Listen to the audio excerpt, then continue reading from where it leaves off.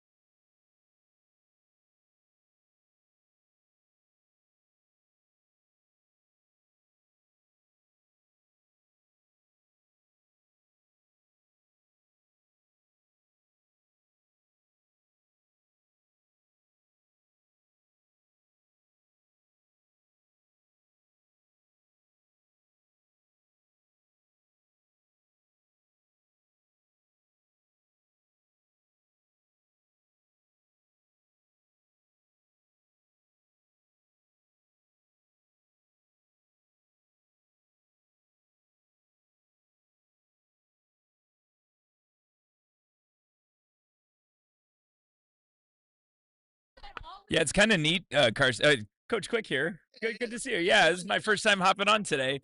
It's kind of cool to see him go under the underpass and the camera we've got here too. See them kind of go into this little. It's not a tunnel, but it's like a tunnel.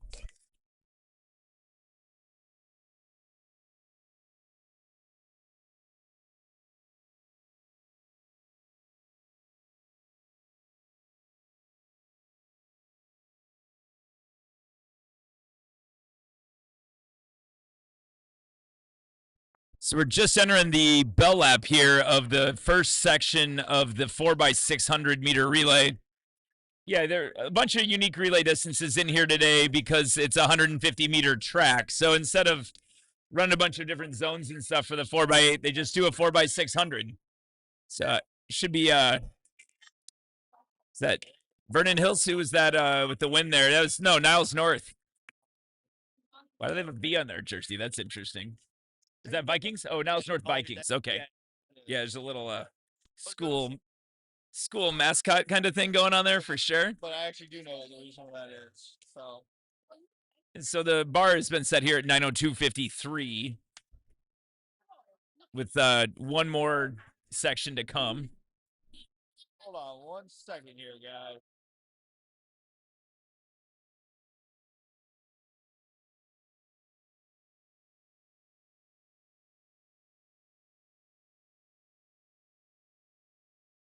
Oh.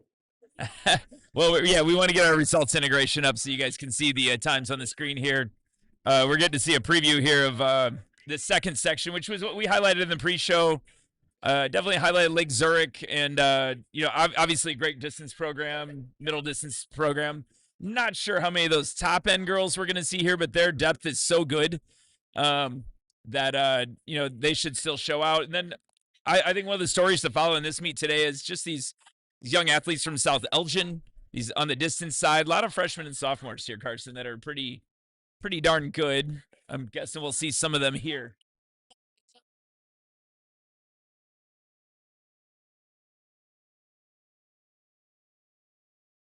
And then we got Schaumburg here as well. Again, another strong mid-suburban league program. We'll see who they have in here today. I'm not sure. Oh, this could be interesting. Today, you guys can actually. Can you guys hear us? Oh, no, not quite. But we are with the people today. We are inside. We are one with the people today. Yeah, we definitely have the staging area for the races right behind us. So we're gonna get questions and talk to girls all day long. It's gonna be super fun. This is our first time. We've been hiding with the timer every single time. Yeah. No, we're not blocked off today. Everybody's just gonna walk right into this.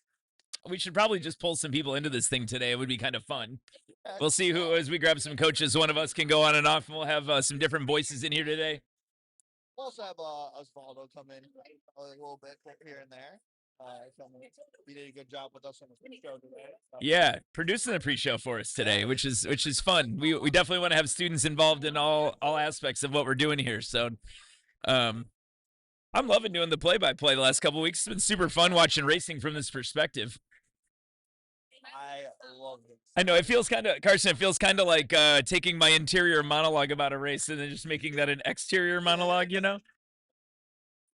We'll see it.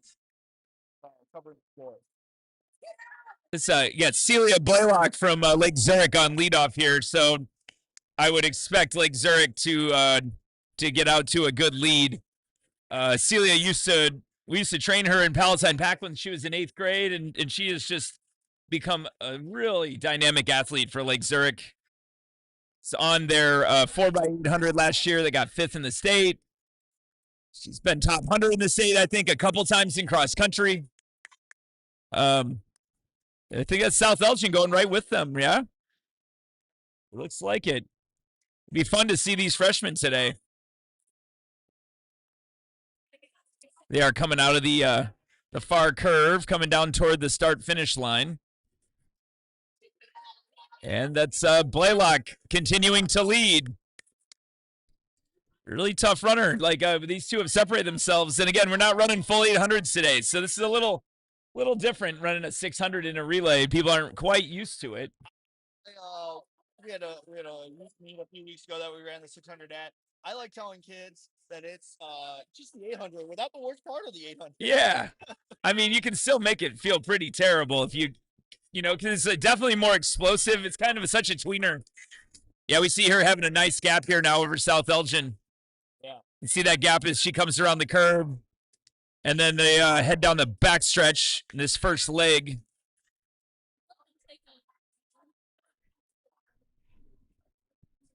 Coming up now on this first exchange. Only a 4-lane, 150-meter track here, so real small in the field house. All right. Yeah, Morgan from Lake Zurich now taking the baton. You can see these other exchanges as Lake Zurich comes down the backstretch. Yeah, they're lapping people, but South Elgin girl came right after her. I think that might be Kaylee Nancy. Yeah, we'll see. So that's Luna. That's Luna Pozo. Yeah. That's their I think it was all state there in cross country. Okay. So she's their top girl there. So She was all state in cross country? I'm pretty sure. Oh, really? Maybe just off. Gotcha. She had a really great season. Real spirited race here. She Luna has caught the Lake Zurich number 2. And now it is South Elgin into the lead. Yeah, we got Luna, really nice looking young runner here. You can see her here going under the balcony, and she's driving here. She's taking the lead by a good, 10 meters. So some exciting racing here. This should be, I think, 1 to go in her leg. You see Lake Zurich there about 10 to 15 meters back. 1 lap to go. Got Luna going down the. Now she's opened this up. This is a good 20 meters at this point. She comes down the backstretch heading to the second exchange.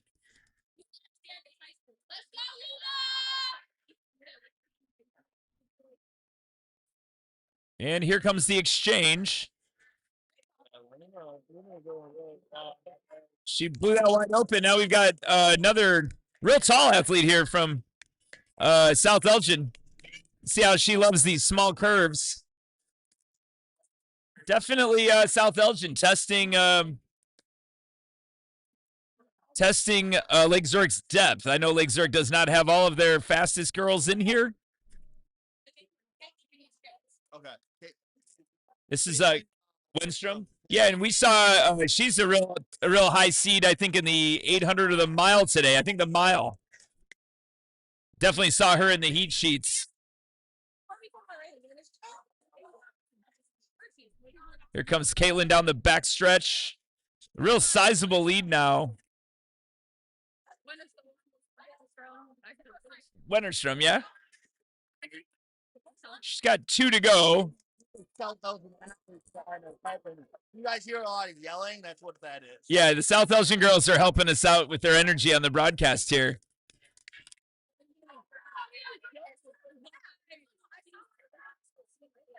Hey, if you guys haven't been looking, on the bottom of our screen, we have field event tickers, so you guys can keep track of what's going on with field events live as they happen.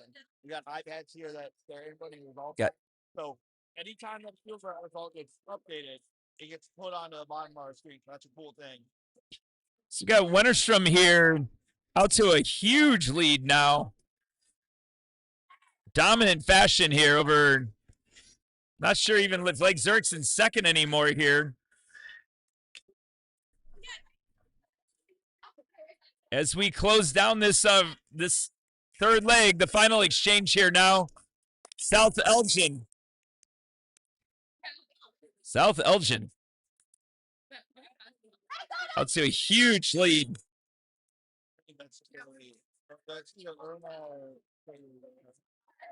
Let's wonder what the meet record is here. I mean, this has definitely been a good effort. 7:40. Last year was set by Lake Zurich. The meet record is 7:13. 7:13. So she's got 3 to go, or no, less than that now. She'll come around to 300 meters to go here in a little bit. This is exciting for South Elgin. You know, these are some pretty dynamic young athletes. Just sitting here watching them. We highlighted them in the pre-show, and here they are. You know, freshman and a sophomore. Luna with 2 to go. Oh, Erna, sorry.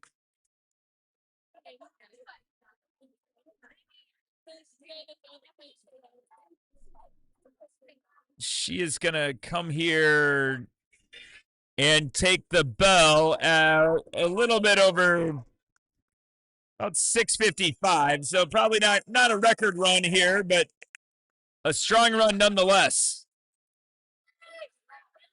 Yeah, really good run here.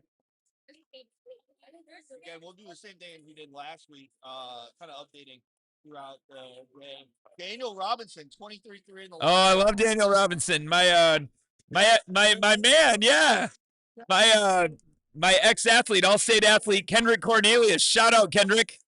Is his coach at Neuqua Valley. So 7:27. It is loud around here. I mean, the girls are excited, you know. I didn't think we got to have a little energy on this broadcast. No, I love it for sure. It's definitely a small field house in here, so we're gonna get a lot of noise from everybody around us. A small production. The track's like a good like I'm actually surprised. It's a good 160 where like the curves aren't super tight. They're tight, but yeah, not super tight. I've had some kids run pretty fast in here before. Had a kid break 4:30 in the mile in here. You can run fast in here.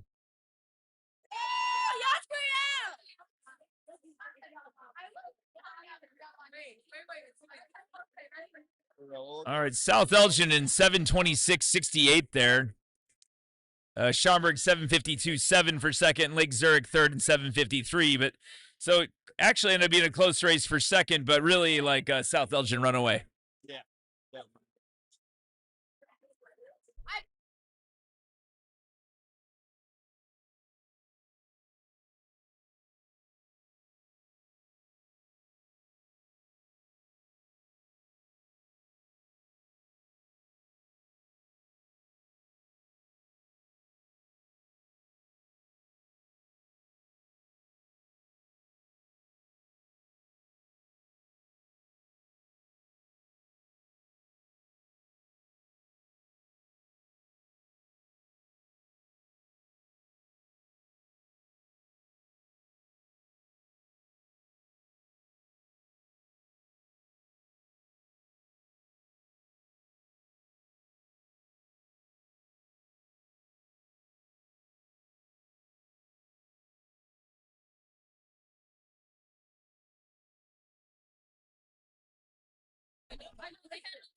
Well, we have the 4x150 coming up. If you want to see like full collision sports in track, this thing can be pretty wild on a small track.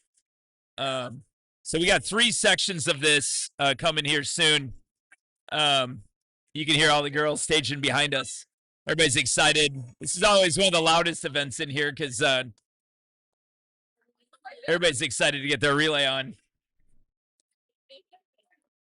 Off Micah, Carson and I were just talking about Aritza Basofa, who was state champion for Lake Zurich in the discus last year at 147 feet. She's already starting to throw internationally, and I don't want to put this trip on anybody, but I look at Aritza and I'm like, I don't know if I've ever seen somebody that I walk up to and think, you look like an Olympic level talent. Yeah. And then that's obviously way out in the future, but she is incredible. I mean, she is a specimen. She's over 6 feet tall, and she's just got perfect levers for the discus, which is such a weird event because you throw the same weight the entire way, all the way through high school, college, Olympics, middle school. Yeah. It's kind of a wild uniformity, to that kind of thing. It's really cool. Yeah, I mean, she's just actually decent. I would just share the story with you off camera. Jack is something who works for me with Illinois Running News. He's our main writer. But he went and interviewed Arisa at the state meet last year. Jackson, I think, is 5'8". I think Arisa is 6 foot. So Yeah. watching him like hold up and look up this camera at this girl, I'd be like, Yeah. who are you? I've always like enjoy those moments too. I mean, I've had the fortune to meet like some of our really old school record holders at Palatine. Yeah. You know, so my example of this would be like Bill Bonfleth at Palatine ran 47.0 manual time in 1966. Oh, And so I met him at the 75th Palatine Relays, and I just remember looking up to him because he's like 6'3" or 6'4". I'm like, oh, now I get it. yeah, now You're like built like a professional athlete, like not like other people. Yeah, I get that impression when I watch Arisa throw. exactly. A great kid, is already like such a student of the sport. We worked with her for a little bit in Palatine Pac's early years, but we didn't have near the expertise she needed. And her mom and her have done a great job of finding that expertise. I know she throws the javelin. She's just she's one of two people that I've looked at, and I'm like, you are like same thing. You look like an Olympic athlete. The other girl is Jaden Ulrich, who he did in the Olympics in 2024 right. USA, who went to Esau and Wood River. Okay. Like, you look like an Olympian. It built different. She looks like an Olympian. Yeah.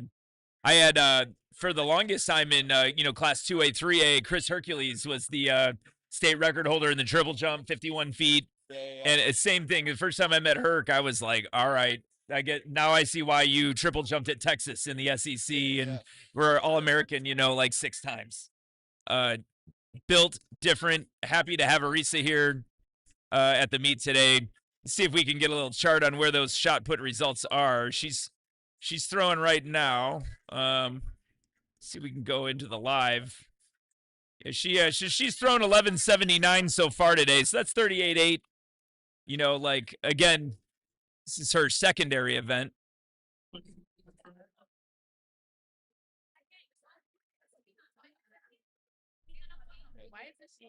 So we prepared it. There's our early shot put results. And we're off in the 4x150. This is Heat 1. We got Streamwood, Maine East, Round Lake, and Niles North. Looks like Lane 2, Maine East, out to an early lead down the backstretch. Always fun to watch the handoffs in this thing, especially early season. I always just hope everybody stays on their feet. Solid exchange, though. Maine East in the lead. As we come down the backstretch. See who that is. I mean, it's just like impossible to how to translate your speed, especially on a 150-meter track. It's just going to slow you down. Another strong exchange. Maine East continues. Big lead for Maine East. Streamwood second, maybe Niles North coming in second here. So Maine East look out in lane 4. They don't need to be out in lane 4. Yeah, that's always a good lesson. Sometimes it's like, how do you tell us you're a freshman without telling us you're a freshman? They're out in lane 4. Every track coach knows that get in. Yeah. There'll be somebody in the field else. I'll yell at kids that aren't even my kids. Yeah. Go in. Whatever, it's track. There's always one. As Maine East with the win there. 129.45 sets the standard here for the first of 3 sections in the 4x150.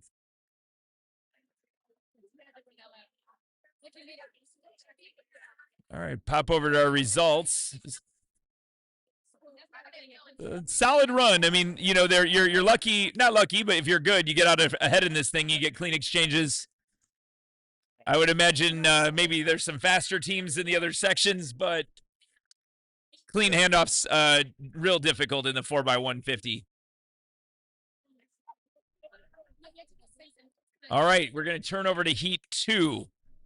Or staging that is going to take a little bit here. Yeah. Still look at some field results. This shot put or it's cycling through. So we had a couple 34-foot throws in here in the shot. It's going to cycle through all the throws here. But, yeah, Blessing Anning from Niles North, 34-4. season best. And then Alice Kotelnikova, season best from Lake Zurich, who's their second thrower, but was fourth in the state discus. Yeah. So, I mean, real big points for those guys if they can come along. We look at the high jump here. Penelope Murray over 5'1 3/4. I think we're done with. We may be finished, yeah. So that's right on state qualifying there. That ties her personal best. We had Lindsay Kane from Wheeling on in the pre-show. Sounded a little banged up when we talked to her in the pre-show. She said she was hoping to get over some bars, so she's right at 5 feet today, 1.52 meters for Lindsay. So it's one of her goals today. She's making bit by bit progress. She had a long list of things that were hurting. That's never a good way to go into a track meet, right?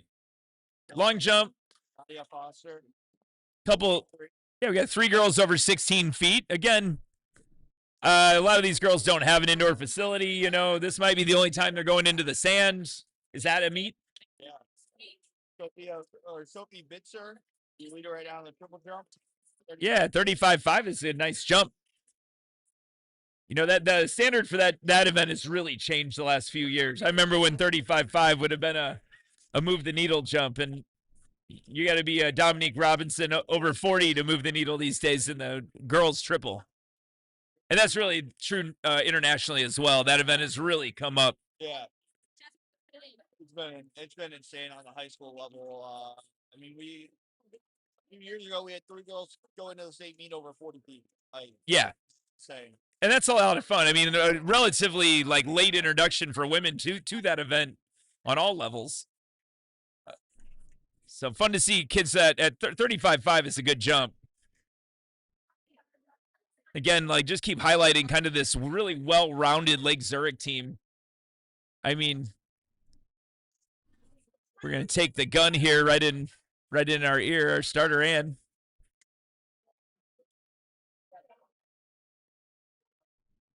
Wheeling in 1, Dundee Crown in 2, Vernon Hills in 3, Schaumburg Saxons in 4. Good start. We'll get them coming under the stands.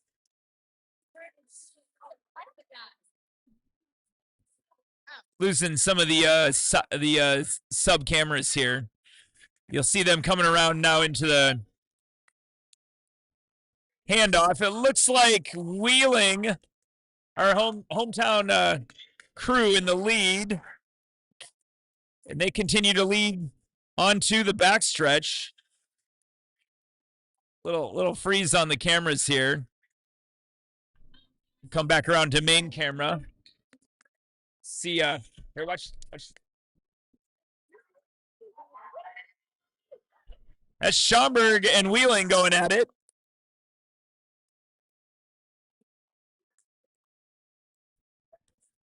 Here we come down the backstretch. Now we got 3. Now we got Dundee Crown into this. Dundee Crown passing on the curve here. Insane. I know. This is going to be a contested exchange. Oh, she had to come all the way back inside. I'm shocked nobody fell on that one. Yeah. That's one of the closest I've ever. Yeah, she was on the outside and had to come all the way back into the shuffle. Yeah. Welcome to the 4x1 lap indoors. It looks like Dundee Crown's going to have this after a fairly insane handoff.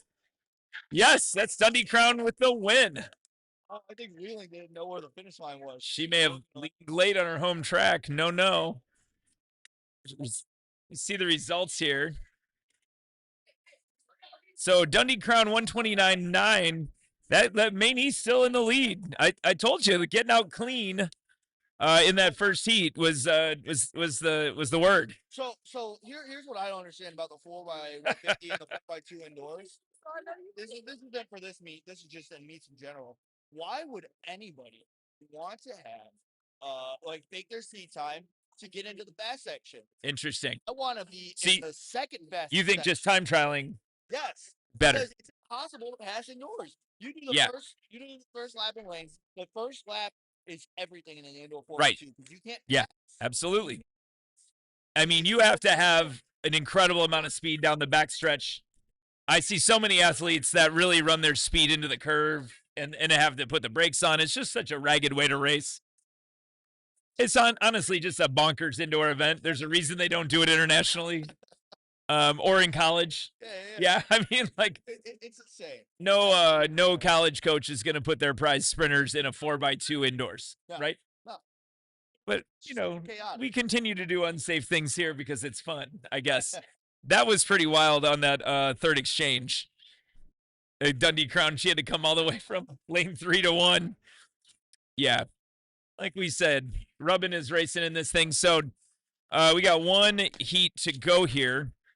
Libertyville is going to be in 1, South Elgin in 2, Grant in 3, Lake Zurich in 4. So we already saw South Elgin win the 4x600, trying to get off to a really good start here and take the first 2 events on the track.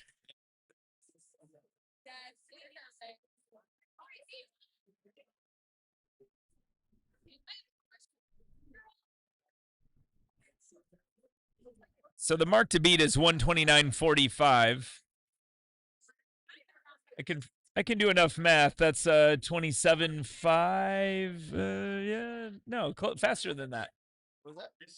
Yeah, what are the splits on? It's basically 130. Yeah, 22s and change all the way around. We'll see how that rolls here. I'm guessing somebody will have loaded this up a little bit with their sprinters and expecting some faster times here out of this final section.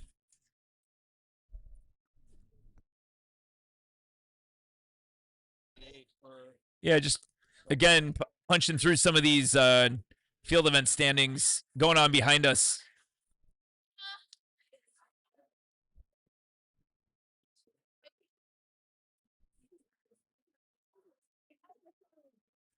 Let's see what else we got field event wise. Long jump is finished. That's Nadia Foster from Schaumburg takes the long jump today. Almost a 5-meter jump. That's always kind of a good standard for girls. A 5-meter jump. That's roughly 16.5, 16.6. Giselle Rodriguez Flores of Wheeling over 16 feet today, and Lillian Cosmaker Libertyville 16.3. Long jump decided by 3/4 of an inch. They say football's a game of inches.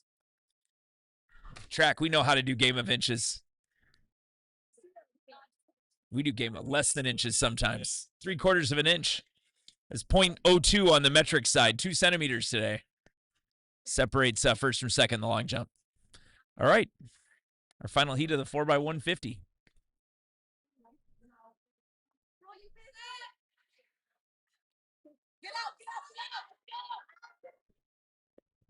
See him come underneath the overhang.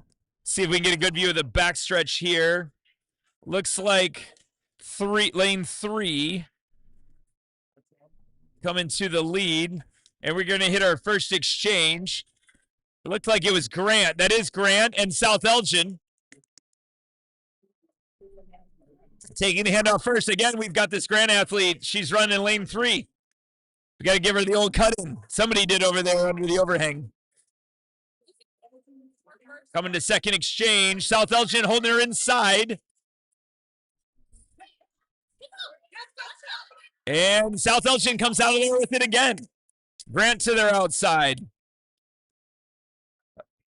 And looking to extend the lead a little bit here down the backstretch.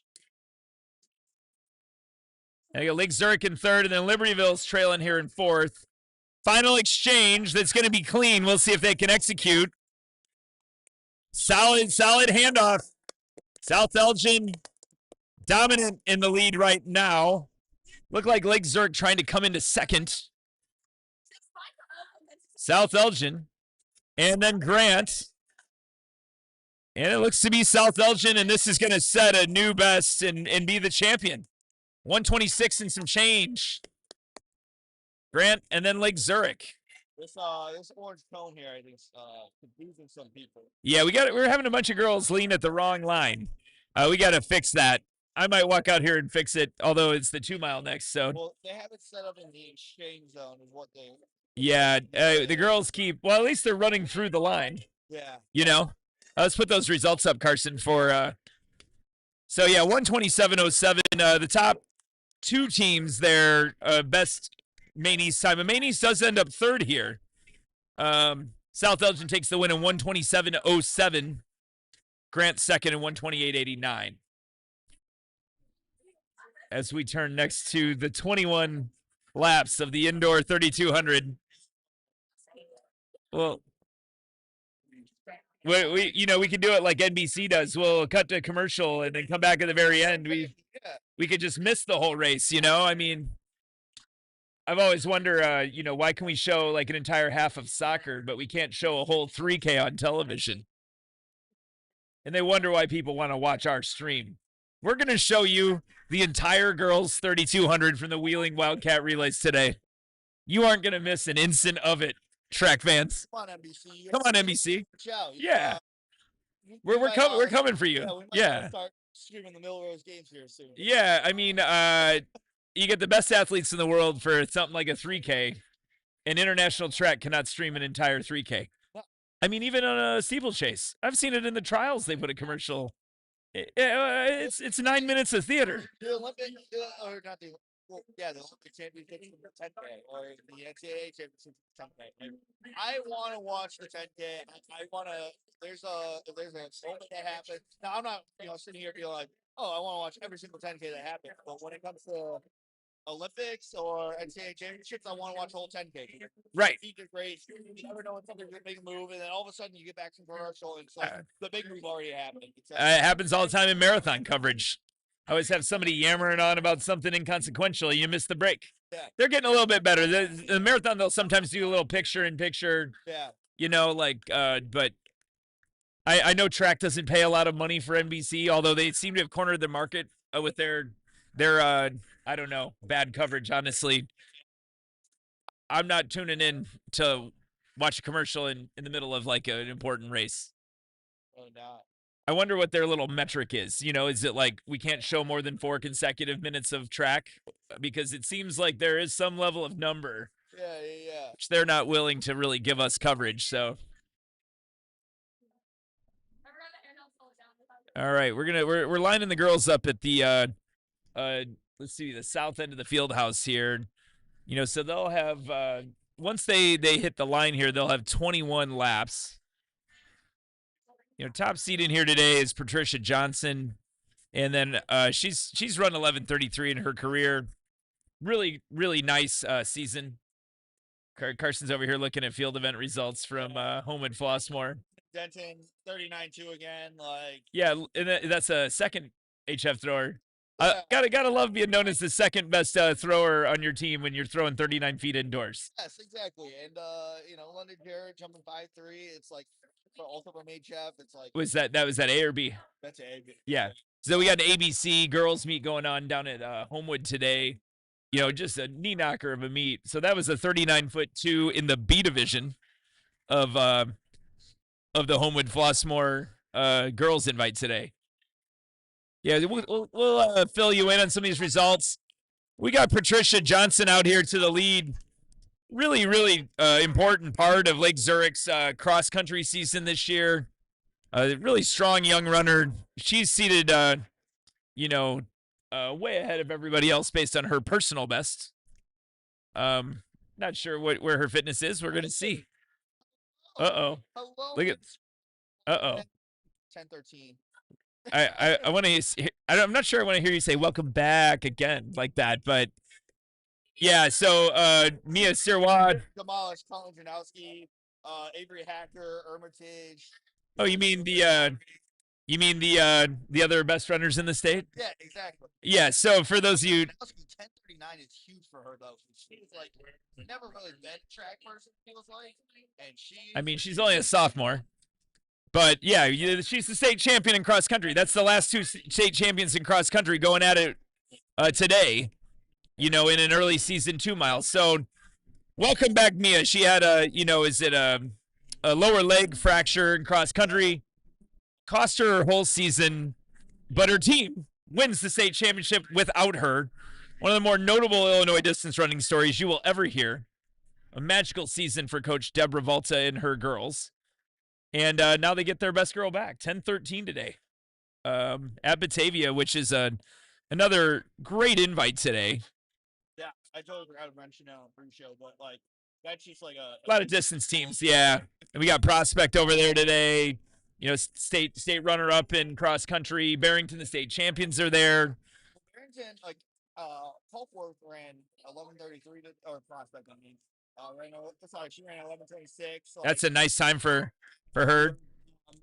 Maziga, who's like one of their like Miazga, yeah, for sure. 11:39. Yeah, coach is gonna be happy about Caitlin running that fast. She's definitely a building athlete for Coach Wintermute and the Prospect girls. I mean, that's their depth girls running in 11:20s on an indoor 2 mile. We got Patricia Johnson continuing to lead here. Not always easy to get the splits. We're about 2.5 in, so she's getting close to the 800 here. She is out in the lead by quite a margin. What were the times in those other girls in at the Batavia 3200 there, Carson? So we had 10:13 for Sirois. We got 10:39 Janowski. David Hacker was second at the state meet cross country, 10:56. Solara was 10:56. Also top 10 in state cross. Macy Hermitage, another top 10 state cross, was 11. Also, what was Macy last year in the 2 mile in that event? Fourth as a freshman, maybe? Yeah, she was like 10:30 something. Right. I mean, that's just a bunch of really tough girls hitting one together early. Great track down there in Batavia. Oh, nice. A bunch of Barrington like freshmen. Was Paige and actually these are all fresh out team in 10:20. There for them. Is that Paige Kuzmers, some of the Forbes girls? Yeah. Chatter. Yeah. Yeah. That's how I pronounce her name. Ricky. I mean, yeah, Coach Revolta's just got depth, right? And so does Coach Wintermute there at Prospect. You got the York girls have been running great so far. Galliano Sanchez for York has just had an incredible early indoor season. Then you got Carlin Janowski, having a great start to her track season.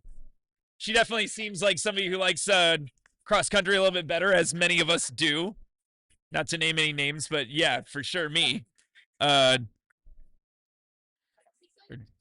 Continuing to watch Patricia Johnson be out in the lead here. She's coming toward her. Got to be already past the 1,200-meter mark. Not sure where the secondary race is here.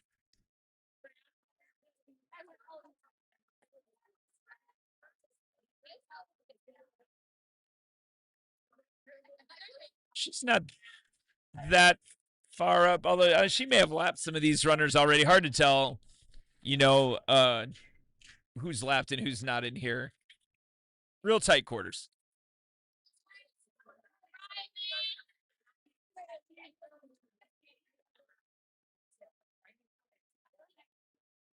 It's going to be a track fan's dream all day today, Carson, around the state.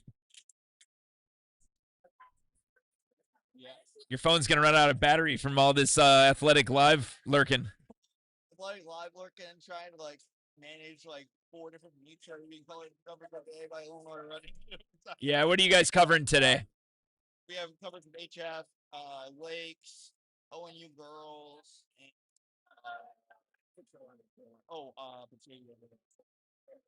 Nice. You got a lot of reporting, a lot of follow along on social media, on Instagram, on both the PAC Media and the Illinois Running News feeds.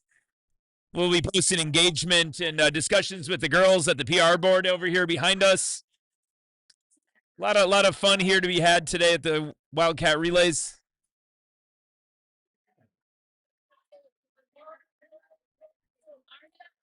Chris Johnson continues to lead. We're about 6 minutes in, so we're guessing she's past the mile.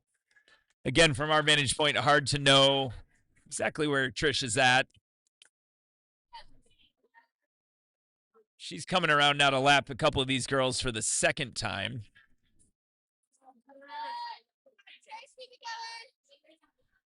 Always a tough choice for a distance coach to whether to engage your better athletes on these tight tracks. So yeah, Patricia, younger kid, sophomore, maybe just knocking off a little rust here and seeing where she's at this point in the season. kind of out for a nice solo run today.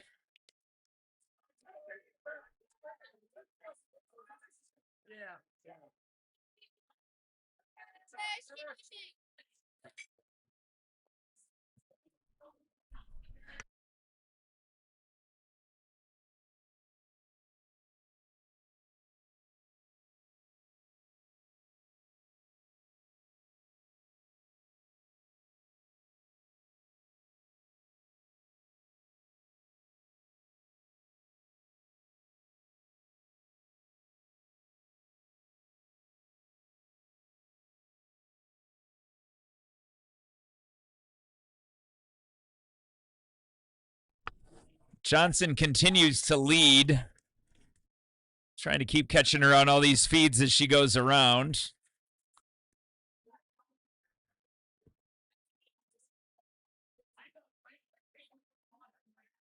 Passing a lot of lap runners in here.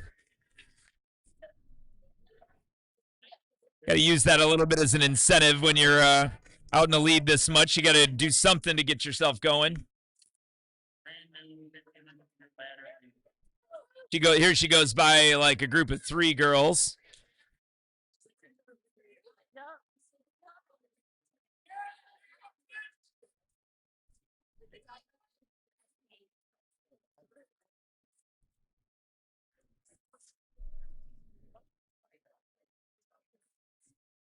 About 8.5 minutes in.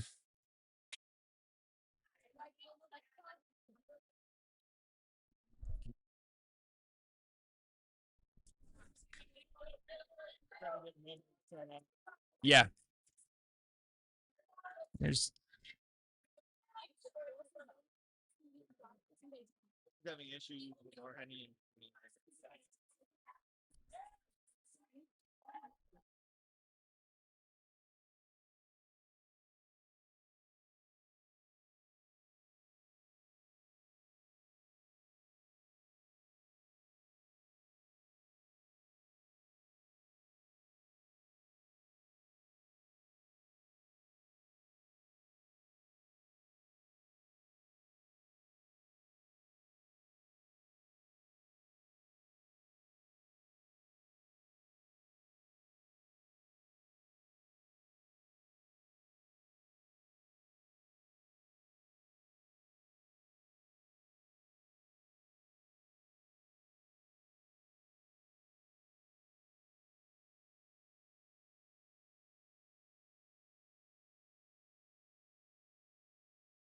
all right. So not much of a competition here because Trish has really run away with this thing right from the first moment.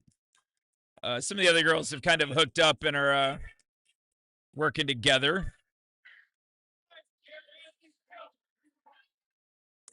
So Trish was 56th in state cross this year. I mean, really like part of the breakout of the Lake Zurich girls crew. It owes a lot to like how well she was running at the end of the year. I mean, it's the athlete that ran 17:39 at Detweiler, as a sophomore, and it's like definitely somebody that they're looking forward to their future. As they have a young team, they returned almost everybody from their top 5. They're definitely like I think wanting more. They were not that far off the podium this year, Lake Zurich.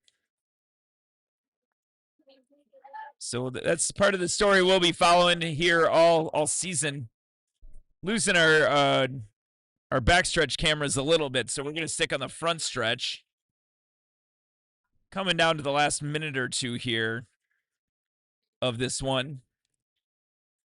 I'm guessing she has 2 to go. Right back.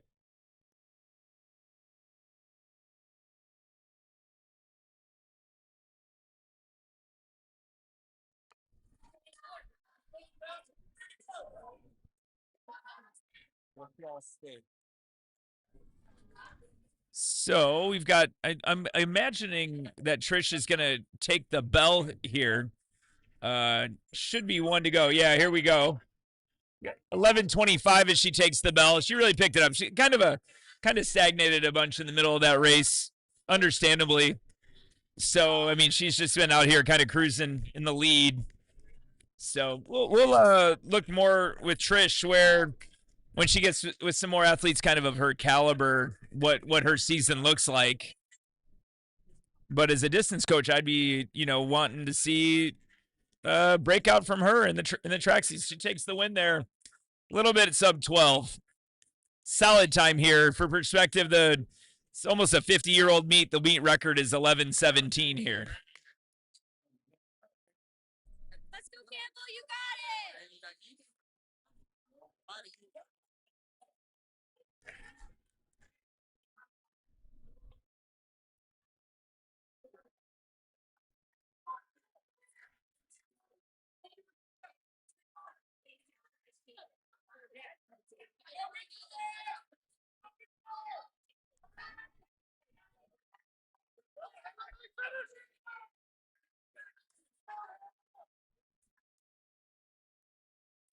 Girls still finishing here. We're gonna leave it on the finish view as girls come through.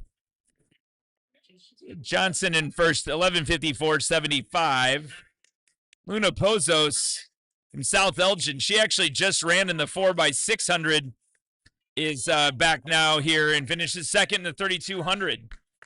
12:48.53. South Elgin continues to pile up the points. Looks like they're trying to win this meet today. Sophia Crumick of Libertyville in third at 12:53. Hannah Greenfield of Vernon Hills fourth in 12:56. Yeah, Luna, I've seen her do this double now a few times. On the 4x8 and then the 3200. I saw it at Rolling Meadows. I found to meet Rolling Meadows and yeah. My feeling about that is, well, I'll put it this way: in the programs, the girls' programs that are down at Batavia today, you wouldn't see them run a girl in the 4x8 right back into the 2 mile indoors. It's a lot of stress, young girl. So I worry. Hopefully she's okay. It's a lot of laps, a lot of stress early on for girls in the indoor season. So I always kind of look a little sideways at that double in general, even outdoors, right? So we'll see how that goes. I hope she's stays well. Good performances today. Still got one Libertyville athlete here finishing up. And then we will be into the dashes. 55 hurdles and the 55-meter dash.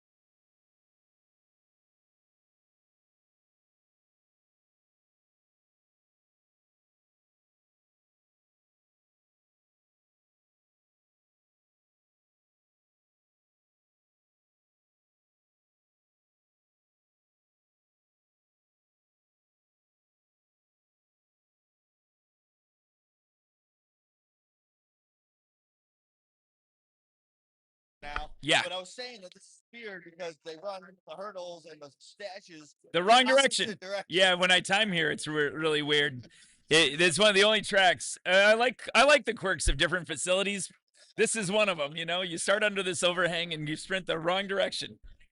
Well, when you time, you have to do the lanes are opposite that because it starts. One is the far outside lane, so you can see how they're numbered here. It's a little bit weird and confusing. That really is. I mean, and if you would be like, oh, you're out in yeah, no, and you can see this finish line view that we're on. Look how close lane 1 is to the long jump pit. It's literally like 2 inches. I mean, like lane 1 and the long jump pit, there's no distinguishing. There's an inch. So yeah, I mean, I love these like quirky facility things. I wish Palatine had any level of an indoor track. So yeah, no, there's definitely some it's like Ferris Bueller says to Cameron. He says, "I don't even have a POS. I have to envy yours." We very lucky we have an indoor track. Yeah, no, Plainfield South, very lucky. Even though we complain about it all the time. I just talked Carson to Coach Jimmy Bartlett. I'm gonna see if we can bring him on here for a little bit and do. I'll give you a break in a little bit, and call some races. Yeah. So we got the 55 hurdles. This is heat 3 happening here. Like I was saying earlier, we got this cool Oh, it's like a back view. Oh, that's pretty neat. Back to this one. Oh, that's amazing. Yeah, it looks cool. We got a camera up here in the balcony to capture that kind of from behind view. What was our result there? 68. So let's go through the compiled. That's Elisa Abdelak from Fox Lake Grant. Her personal best. Get that girl a PR sticker, 1068. That sets the standard here. Heading into the 4th and final heat. Got Sierra Kuhlman of Wheeling here. We talked to Sarah in the pre-show today. Definitely, look, what is wrong with it? Carson just starts like he's celebrating Plainfield South deep times from a different meet rather than focusing on this incredible 55 hurdles race. We have nothing going on. No, yeah, this is the fast heat of the 55 hurdles. Here we go. So yeah, we talked to Sierra in our pre-show today. Busy athlete, pole vaulting today, triple jumping, and now taking the blocks and the hurdles. We got Kate McCusa in lane 2. We trained Kate from a real young age for a couple years in our Palatine pack. She stars now for Lake Zurich.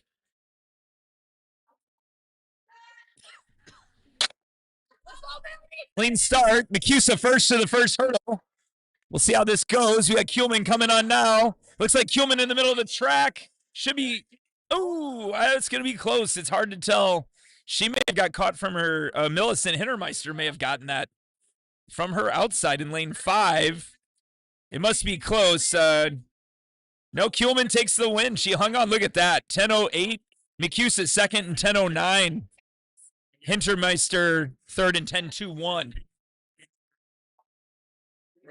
There was a lot of celebrating, so we had 2 kids run 10:13, but they ran points faster than Mia Sawad did. So 2 of our JPs. Oh yeah, that's wouldn't lose to Mia Sawad today. That's a good stat in the state. Like boys, is your PR still faster than Mia Sawad? Which means you'd have to be sub 10, right? She's ran 9:58 last year. Yeah. So there's where the bar is for the male chauvinists. If you have to be better than a girl in the 2 mile. 9:58's the number. No, I'm joking, of course. A bunch of 1640 kids across the front at 10:13 to start off the year. Yeah, that's gonna be the story with Plainfield South's program. Is can you generate some useful depth in that thing over the next 12 months? I mean, we know that you got some of the top end athletes, but it's always the depth that gets it done. So we'll have to see how that transpires. You had a couple guys run well last week. Yeah. In your frosh off. A lot of guys. Capalbo and Rico. So you got a lot of guys at that 10 teens. That's always kind of fun as you curate, a distance program, thinking how many guys can we get under 10 minutes? I mean, that's. Well, I love love joking around with Pearl all the time. When it's like, I remember when like 10:07 was both of our 3,200 entries at sectionals every year. Yeah, no, I mean, oh, how times have changed, right? I mean, for certain. It's great to see a program build like that over time, and you guys have done that bit by bit over a lot of years to get where you're at. So, all right, get the first heat of the 55 here. Freshman Noor Suleiman from Round Lake is the top seed. Although I don't think. Let's see if none of these girls have times. This again, that's what's kind of fun at these indoor races. Let's see if somebody pops one here. And there we go. Sorry guys, I just realized my mic's been not the Loudest. yeah. So wait, it doesn't sound like I've been talking to myself for the last like bunch of time, does it? Maybe. Great. Actually, Carson isn't even here. It's just me. Hey guys, Grabs Grace Vo of Maine East with the win there in 8-1-2. Yeah. Carson's playing with his phone and not putting the results on. Typical Carson. Sorry, guys. You know, you can't be at every meet at once. No, he's trying to be at every meet at once. Mr. Illinois Running News. He's got 7 tabs open. He's following them all, and not putting up the results. No, I'm actually terrible with tabs on my phone. I have like 500 tabs because I never close any of my tabs on my phone. Oh, you're one of those people. Yeah. All of us know that are not savages know how bad it is to have that many tabs open. It's not even just the performance of the phone. All right, you'll see these girls in Heat 2 here come out from under the bleachers.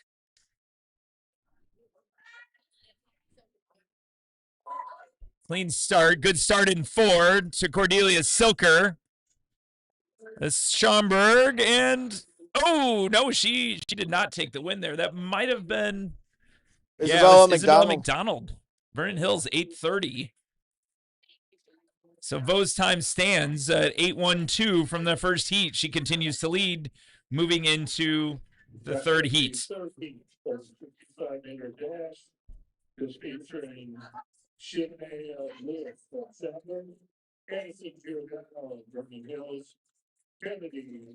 All right.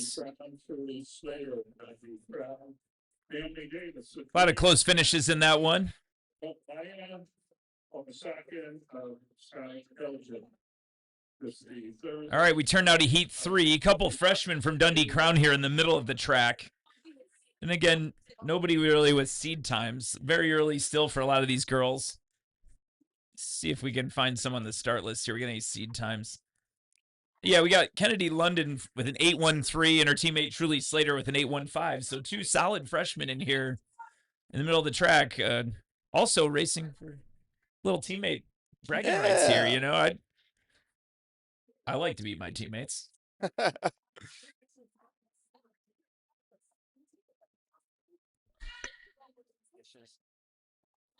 Oh, underway. Not sure if we're gonna get the finish. Camera here is down, but freshman teammates.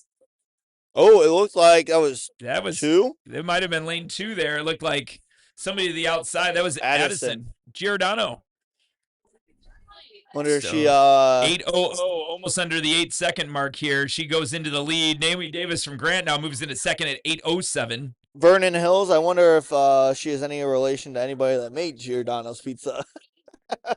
Is that where they're from? Wait, I don't know. Vernon Hills is a very you're just picking any area. Name out. I always look at Vernon Hills. Always thinking with your stomach, you know. Yeah, I mean, we don't know if she's related to the pizza fortune, but she's winning the 55. I've got to bring it up. Right you never now, know. You know? I found out something recently that me hungry. I found out something really fun and interesting. That Jaquan Brisker's little brother runs for Warren High School. Okay. He's a sprinter at Warren High School. That's funny. That's a deep cut. Jaquan Brisker, the safety for the Chicago Bears, hopefully going forward. Yeah. His little brother runs for Warren. I would hope so. All right, here's our final heat. We got Lily McCuson, now older sister to Kate, in lane 4 here as our top seed. Her teammate Sophie Bitzer to her outside. The mark we're looking for here is 8:00. Really good start there from. And cannot get that. The camera's down on the front view, but we'll get that from behind. Oh yeah, it's Bitzer with the lead now and the win at 750. Dominant win there, right? Yeah, very Keeps the dominant. second in 778. Bodes well for the Lake Zurich sprint relays. Yes, very well. Went on these other times. How many? Okay, only those two broke 8. Yeah, it's taking a little time because that was an 814, either a tie or down to the 1,000th. All right, well, we're going to turn now to this ladder relay, which is somebody's wild invention. Yeah, this is the first year of it. Yeah, I saw them run this in here when I was timing a meet a week ago. So Coach Alex Brown at head girls coach here dreamt this up because it's the Wildcat relays. We needed another relay. Yeah, no, yeah. So now we go down the ladder, 600, 450, 300, 150. This seems to be the common trend. These historic relay meets, Yeah. nobody wants to like run the actual relays out of it, feels like, anymore. So yeah, I mean, other teams, like not the host schools. I'm sure the host schools still want to do it, but I'm part of a historic relays meet at Palatine that's almost 100 years. Sometimes people are afraid to put like new things into it. Yeah. I like it. Yeah. I like something new happening. The weird one that we run at Palatine is we run the hurdle shuttle relay. I love the hurdle, which is a super fun race. Yeah. 4x110. Kids essentially like leave like when their teammate runs by them, so you can only run 4 teams in a race. Yeah, I wish that the shuttle was run more. Personally, yeah, I don't know. It's probably dangerous if you think about it, but I don't know. We have a kid at Palatine. We have a kid on every single hurdle flight. That's what is? I mean, fixing the hurdles as the kids go over. Yeah. Because a high hurdler can blow up a hurdle and make it go places. Yeah, 4 different lanes. Put it this way, we haven't been sued for the hurdle shuttle yet. I think there's some bones have been broken in the 100-year history of the meet, but we like That's good. I like that. We're keeping it, We haven't been sued yet. Yeah, I mean, whatever. Most schools think with liability on the brain. I'm glad we're still doing it.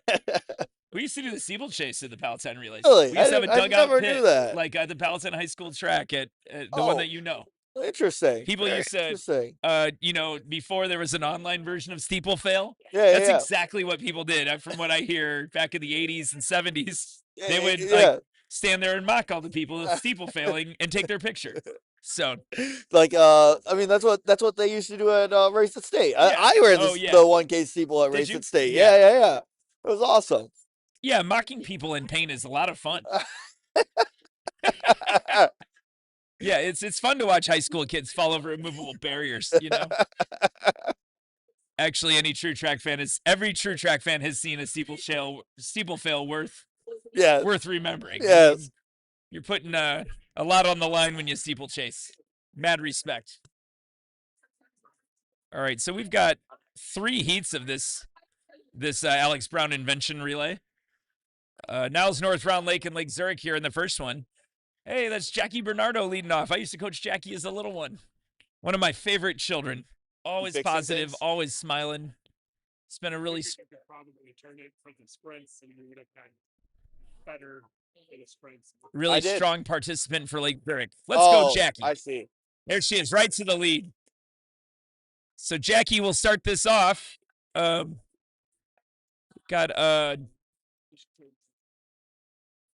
Yeah, we're having some problems with the dishes, and the curve cameras, but the main camera will remain on. You can see Jackie coming now back into the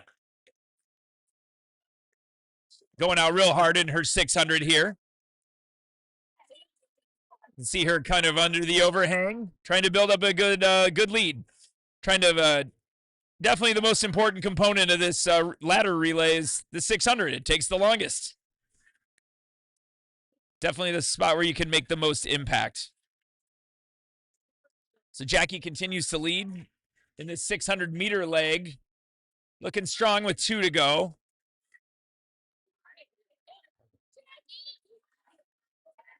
See her coming around.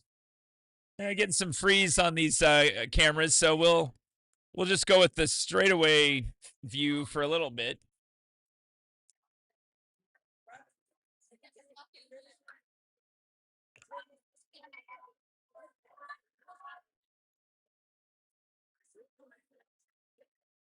Jackie's struggling a little bit. She got a real fast start here. It's always hard to know how to do the 600. One to go for Bernardo and Lake Zurich.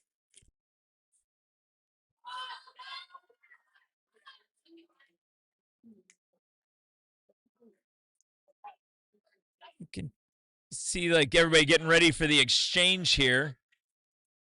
Here's Bernardo coming around the final curve and gonna make the handoff to their 450-meter runner. I was gonna say quarter miler, but not quite.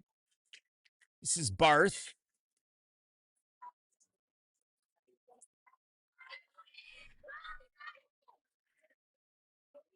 Again, we're getting some breakup on these secondary cameras around the track. We'll keep trying to give you those views.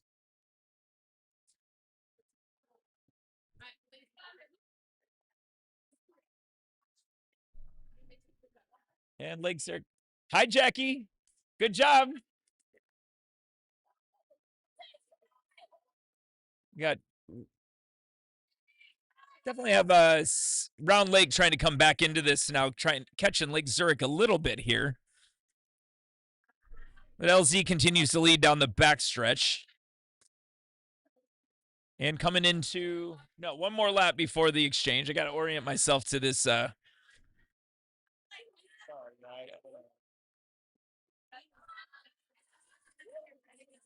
adjust that picture a little bit. Lake Zurich leading. They're going to go to the 300-meter leg. This is going to be Carolina Borg, another one of my favorite pack kids. Yeah, is she great? Yeah, and everybody loves her. She's big, she's tall, she's funny. She's always been a total riot. She's going to run the 300-meter leg here for Lake Zurich. He's the one of the pack media chairs. Is her? I know. Yeah, no, we're talking to Lake Zurich managers taking splits, and now we got Carolina's over 6 feet tall. So I mean, we'll see how she goes on this small track.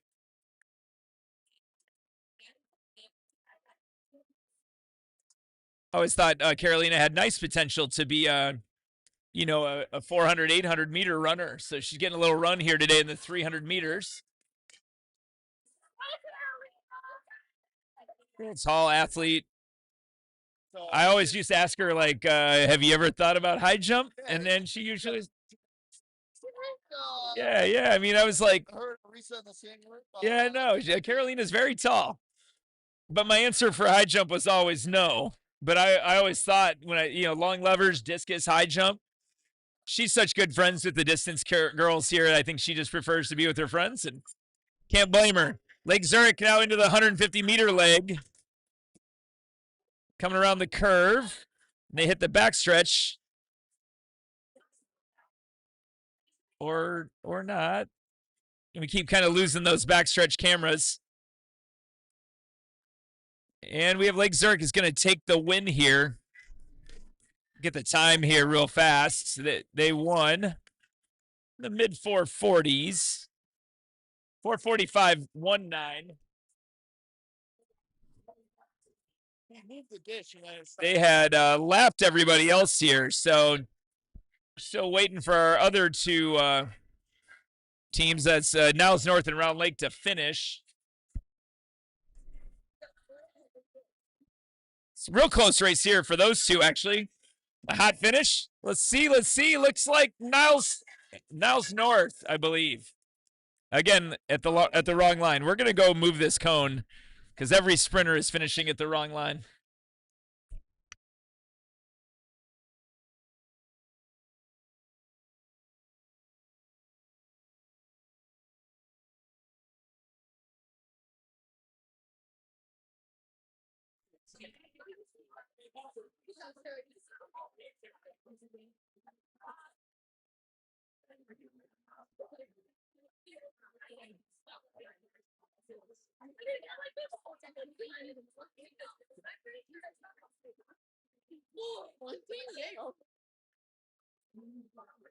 Jackie.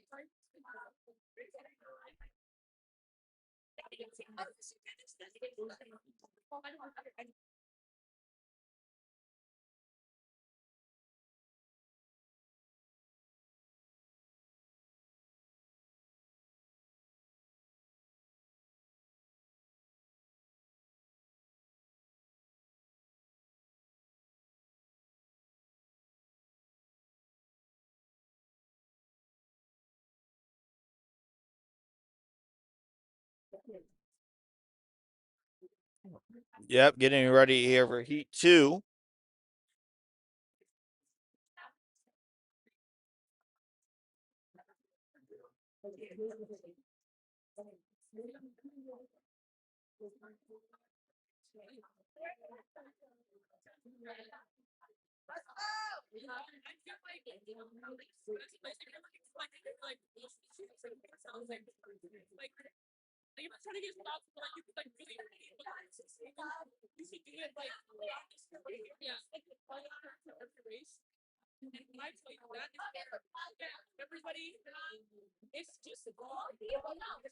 We turn now to Heat 2 of 3 here in this ladder relay. Schaumburg in 1, Grant in 2, South Elgin in 3, Maine East in 4.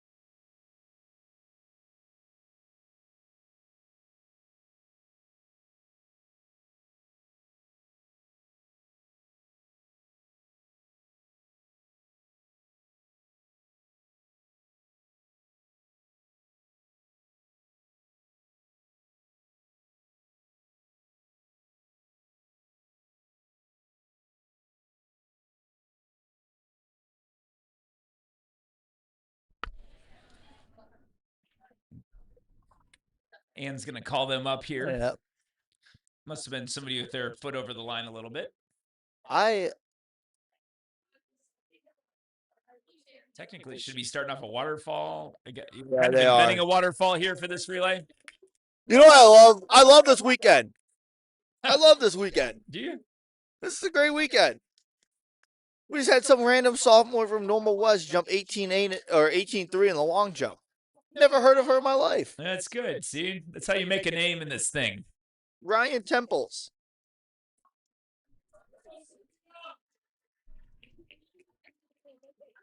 South Elgin again to the lead. Saw this athlete earlier. I can't remember her name. It's hard. We don't know the. Let's see if we can get off the start list. Yes, Wennerstrom. Saw her in the 4x600 earlier. And she is getting South Elgin out to lead here in this ladder relay. So this is her second 600 of the day. She's got a short lead, but Schaumburg here is stalking this pace a little bit.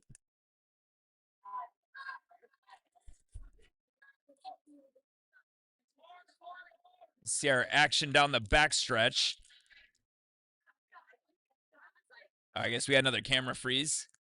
It's a little bit of laggy. Cameras are struggling to connect in here today.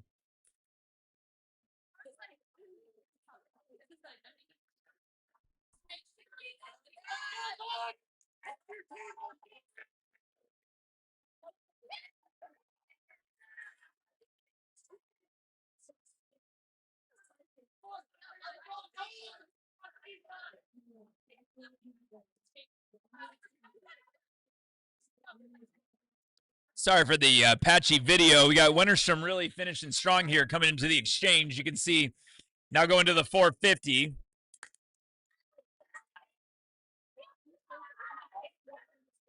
That's listed as Nellums on the entry sheet.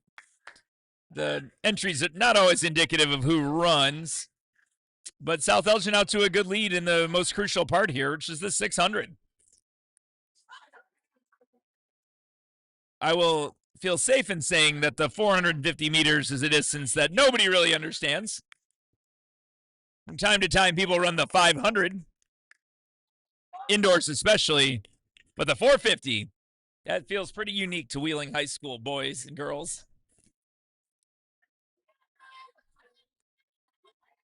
South Elgin is looking time-wise to best. Let's see here. Lake Zurich ran 4:45.19 in the first section of this. South Elgin continues to lead. This is going to come around out of the second exchange to the 300-meter runner.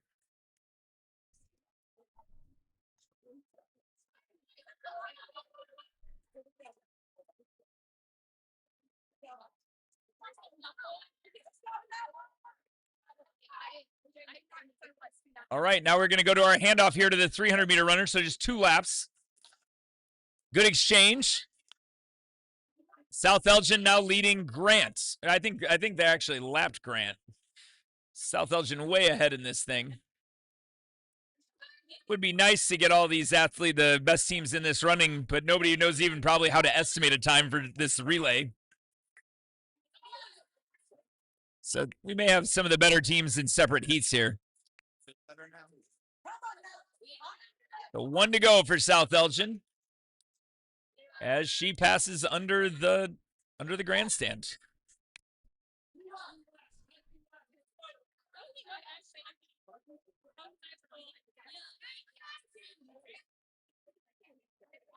Our final exchange coming up. Again, we got some lap teams in here. And now we're going to our 150-meter leg with South Elgin way out ahead.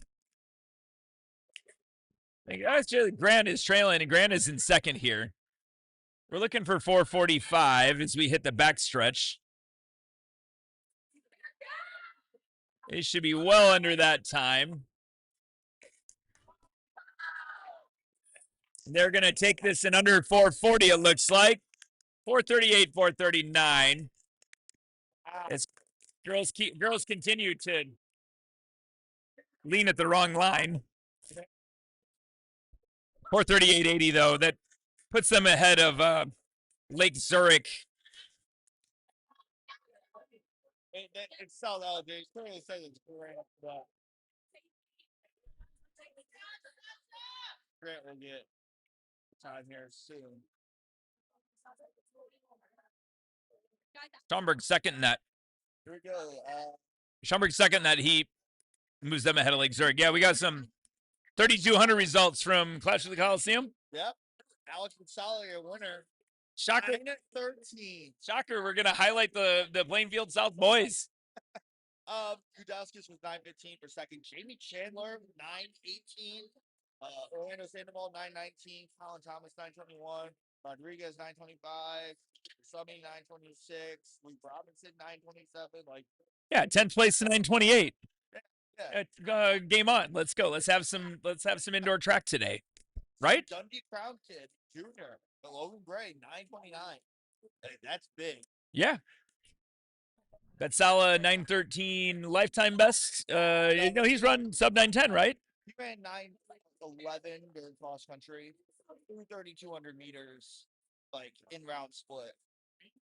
You're trying to give me a cross country split that compares to a track time. Come on. No. I'm saying that he ran it on a track in a time trial. Gotcha. Country. That's technically his FAT. It was FAT at the time. I get you. You're trying to tell me. I thought you were saying you said en route. Like. Oh no, because he ran a full 2 mile. Yeah.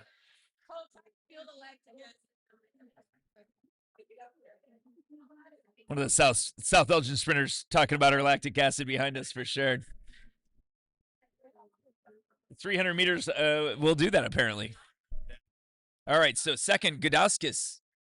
Another all-stater. Betzala was top 10, right, in cross this year in 3A.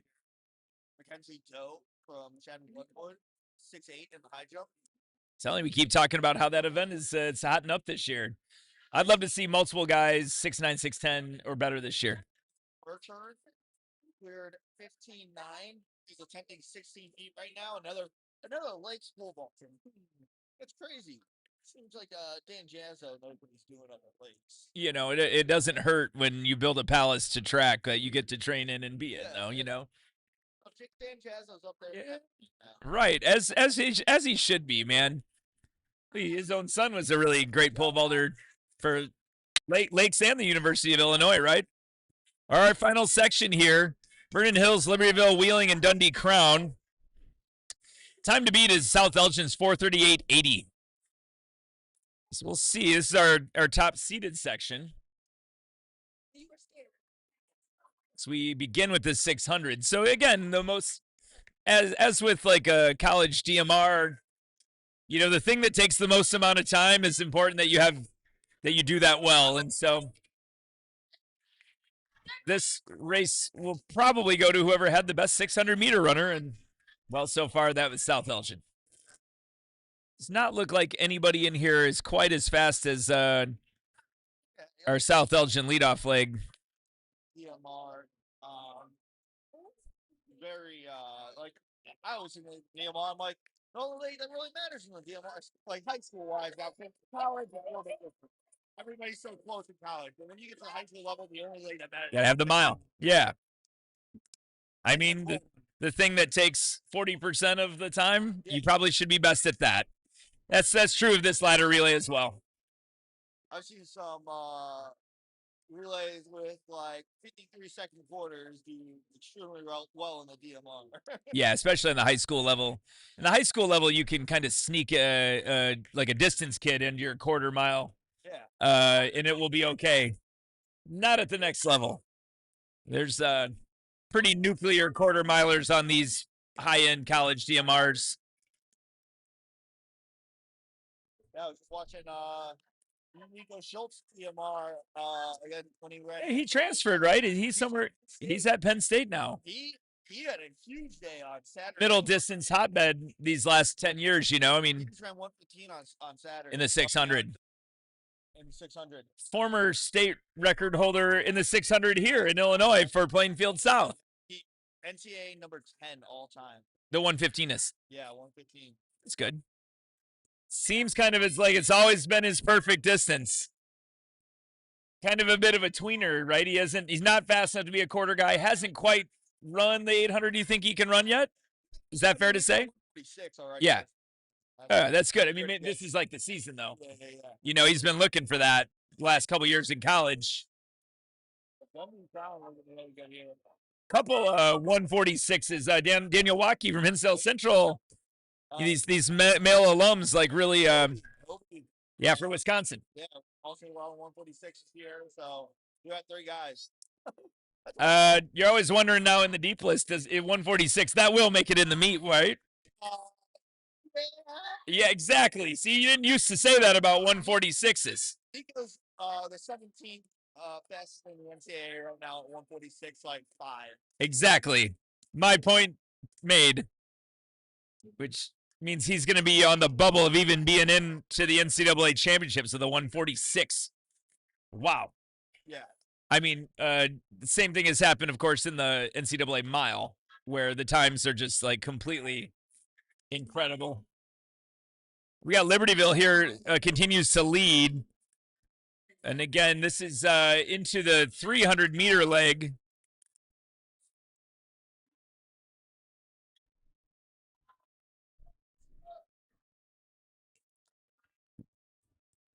So she'll have 1 lap to go until the handoff.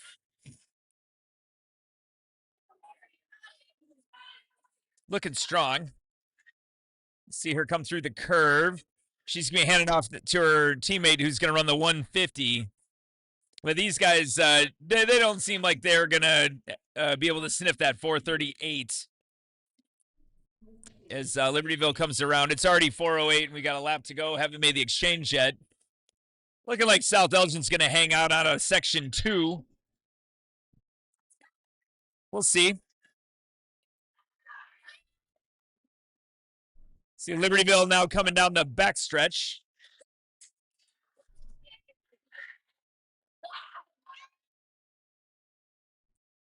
We'll see. It's going to be close, actually. 3-7. Oh, I think they got it, actually. 438.11. Great last 2 legs by Libertyville there. We'll check that in a minute against 438.11 should be the leader.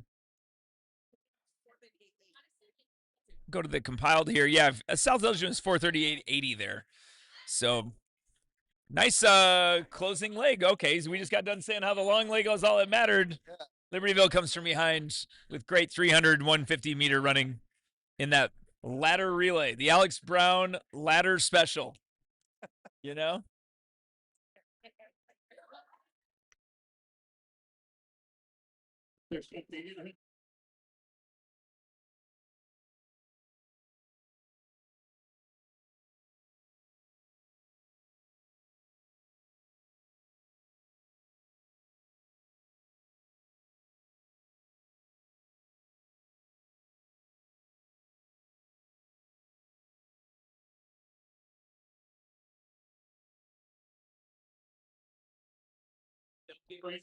All right, we're going to give Carson a little break here. We're going to bring in my friend Jimmy Bartlett here in just a second to come talk some distance running with us.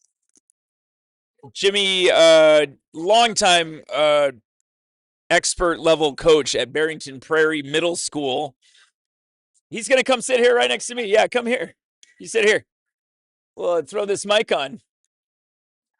You know, like we're going to talk to the new throws coach at Libertyville High School. Yeah, the very new throws coach at Libertyville High School. Are you the skinniest throws coach out there? That's like where we should begin. You know, yeah, I mean, yeah, you know, I'm very grateful, I would say, for all the throws coaches who look at me and see I don't quite belong and come over and offer me their pointers. Yeah. Shout out to Lake Zurich coach Kip today. Yeah. He was so helpful and so nice. Yeah, well, there's a good person to learn from, considering he's coaching two of the best, like, amen, best kids in the state. Yeah, and just the way he can like phrase things to make it so simple. Yeah. I mean, he's fantastic. I love that man. Yeah, as you should. Yeah. I mean, they got a heck of a program there. So you're moving on to Libertyville now. Like, I just introduced you as, like, you know, the longtime Barrington Prairie coach. I mean, it's like, it's weird to see you in a different context. Are you enjoying it? Yeah. You know, like I have always been a believer that if it doesn't challenge you, it doesn't change you, right? Yeah, I like that as a phrase. Yeah, Let's and go. Like, it's a new challenge. It's been a lot different. Look at these throws as they take off here. They're out to get it. I love the 800. So oh no, we're gonna fit in 800 talk too. You know. But like I've got a really energetic group of girls that are excited. They're making progress. We're really working on form, and it seems to be working. And they're really excited about their success. So that as they should be. Yeah. Well, I love that now you walk up to me about 20 minutes ago and you're like, I had a girl have a meter PR. Yeah. She's like one of my favorite things about Michaela, right? Yeah. Is she sits, she listens to what you say, she thinks about it, and then she applies it. Yeah, that's kind of a teacher's dream, right? You know, like to have any level of like, I gave somebody instruction and then they did better with the instruction because they listened. Yeah, it makes you feel like you're useful. Yeah. That's what it's like to be a writing teacher, you know. In my day job. Well, we got Anna Taylor here, out to the lead. She's from Libertyville. Comes in with a PR of 2:44.85. She's got to be close to the quarter. I don't know where the marks are in here. It's kind of tough to deduce from sitting here where she is in the race, but we're about a minute 25 in. I love how she got after it at the start. You know? Yeah, you know, no fear, right? Yes. That's exactly the kind of half miler you want. Somebody that's not cowering in the corner from it. By the time you get strong in it, it's like already over, so you might as well just go out from the start. Yeah. You can't fear the lactate here. You know, you got to like just embrace the pain. Yeah. I always think it's kind of fun, you know, to hear sprinters complain about how painful the quarter is, and that they haven't met its ugly stepchild, the half mile. You know. Well, and that's like the funny thing is like that's at middle school. Convincing the kids to do those two events, right, is like just seems like such a tough prospect, you know, to get the kids to try. You know how that is. You just always are as a distance coach or a middle D coach, you're always like recognizing like you could be good at this. Yes. But will you choose to be good at this? You know. Yeah. No, you're like you almost have to convince them. Yeah. Before they got one to go here. Hey, let's go. Come on. 220. Yeah, it's one of athletes on Coach Bartlett's team. He coaches at Libertyville. Yeah, our distance coach, Anne-Marie Sandman, she's got these girls fired up and ready to go at every meet. Yeah. It's so cool to see. Well, I always like in these early sections, I like a kid getting a dub. Yeah. Like she's wanted this dub from the jump in this race, and that's how you place. And we'll see. She's going to be maybe a little under 250, a little over 250. It looks like here. Still under 3. Yeah. So she'll set the standard here. Yeah. At 250 and some change. Woo! Yeah, there we go. A little Bartlett yell for Anna there for getting it is still so pure. Like anytime a kid gets a win. Yeah. Anna, how was it? She said good. She said good. Yeah, we have reports from Anna that it was good. You won, girl. You can put these results up on the screen here. Oh, let's see if Coach Niliacho is like, oh, there we go. We started to see that come in. So 254.19 is gonna like be the initial mark here, as we turn to our like second section, which will have our faster seated athletes. So yeah, it's a tough track to PR on in here today. You know, it's like 150-meter track, like not always like an easy. Oh. It's early too, you know. They're still figuring some stuff out, still acclimating to training. Yeah. Oh, I forgot. You know, now that I've got you here, Mia Sirwa, 10:13 today. Did she do that She really? ran today. So, fun fact: Coach Bartlett was Mia Sirwa's middle school coach. Yeah, she had to overcome a lot. Yeah, I in mean, middle school to and part of that was her poor coaching. look at that. Is that faux humility? Is that how that works? You know? I just like, here's the thing, right? Like, that girl is destined to be in the Olympics someday, and you knew it when she was in 3rd grade. Right. So to sit here and act like I had some sort of profound role in that, it would be Well, like LeBron James. you did not have a role, though, you know, and I think she would testify to just even Mia having the, you know, good fortune to run in your program. That's a great program, you know, and that a lot of good girls have poured their heart and soul into, you know. Or like our good fortune to have kids like Mia. Right? Yeah, yeah. I mean, it goes both ways, though. I mean, you don't always intersect with the coaches you deserve. Yeah. That's part of this. We got Celia Blaylock here from Lake Zurich storming out to the lead. Look at how they're going fast. Yeah, yeah, no. They're not afraid. Right, right. Celia is one of my favorite athletes. Somebody I got to coach for a session or two in Palatine Pack, and now they've just taken her to the next level. Yeah. At Lake Zurich with her teammates and her coaching there. Like, so we'll see. This is going to be a good race. Our freshman here from South Elgin comes in with a 2:19. It's on number 1 here, Irma. And look at little Garrison there, like riding the train. I love this. Yeah, this is our Libertyville. So she's got a 2:30 PB. It looks like she's good. She's gonna be a good one. Yeah, that's exciting. So this is a good race. I mean, we nobody really running away. Celia's got a little lead over. Looks like Kalia Lindsay from South Elgin kind of folding into second here. Look at them lining up there. Yeah, so you know the pace is fast when you got him in a line a little bit. Yep. She took it out. Come Yeah. on, stay on that train. Let's go. Now we've got Jimenez trying to come from behind here. She's got good action, but she's in 4th. Already got that 4x600 in her legs, so I think that could play here. But so did Blaylock. Yeah. All right, we have. I think this is Estella Olinger from Vernon Hills coming up now into 2nd. Here we go. See them come around. She looks like she's ready to strike. We got 300 meters to go. And these South Elgin girls are Let's just see if there, Blaylock does what she's supposed to. And then we got Celia holding the lead, but this is getting close. I wouldn't be shocked to see Olinger's caught kind of like a good trip here. She's not done any of the work. She's tailing her. Let's see if she can get around her in this last 150. She's got that perfect position. She's just like been kind of stalking this race. Here we go. We'll see. Here she comes. Yep. There she goes. See if Blaylock can respond, but I like Lindsay from South Elgin here, looking like she's got some pop as they come around to the backstretch. Less than 100 meters now. God, in turns like this, it's just got to be such an advantage to be inside. Yeah. Yeah, you want to get to the front, be inside. It looks like Olinger, let's see if she's going to take this. Looks like she did exactly what she should do. She stalked that thing and had the legs.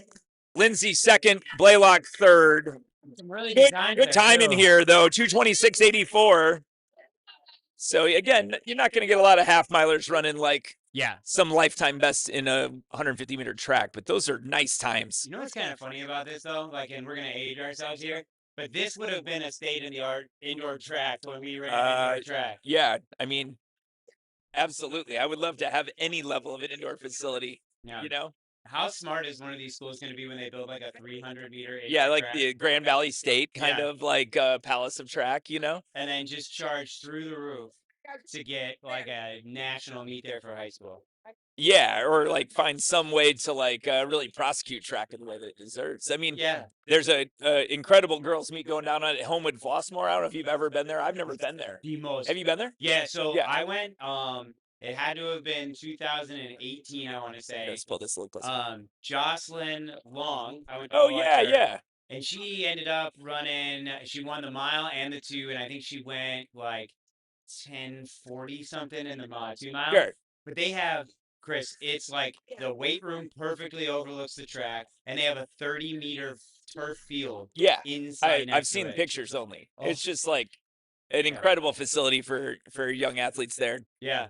Jocelyn Long, Notre Dame? No, She went. no, Okay, so, am I confusing her with Tracy? no, you're right about that. But then she went and because like that COVID thing screwed everything up. So she unenrolled to Northwestern, went to Notre Dame, but then because she took the first semester off, Mhm. and then because she took like a year and a half, she had 2 years extra of eligibility. Okay. So she got her law school paid for, and she got to go to Smart. Old Miss. Like, Okay. just unbelievable. Yeah. Where running took her. So I mean, she's a prairie kid. Jocelyn was. She's actually now a prairie cross country coach. Is she really? Isn't that Wow. cool? Full So yeah, circle. full circle. Yeah. What about, did you coach Tracy as well, Rebecca No, Tracy? no. Oh, she was across town. Yeah, well, so station, she would have been there after me or before me. Okay. That was back in my Grove days. Yeah, you get Jimmy being all like humble to start, and then you start asking him which Barrington athletes he's coached in middle school, and it starts to be a pretty long roster of like. And I would who's counter who. that by saying it's pretty easy to see then why I was successful. Yeah, yeah, oh yeah, exactly. Yeah. But I mean,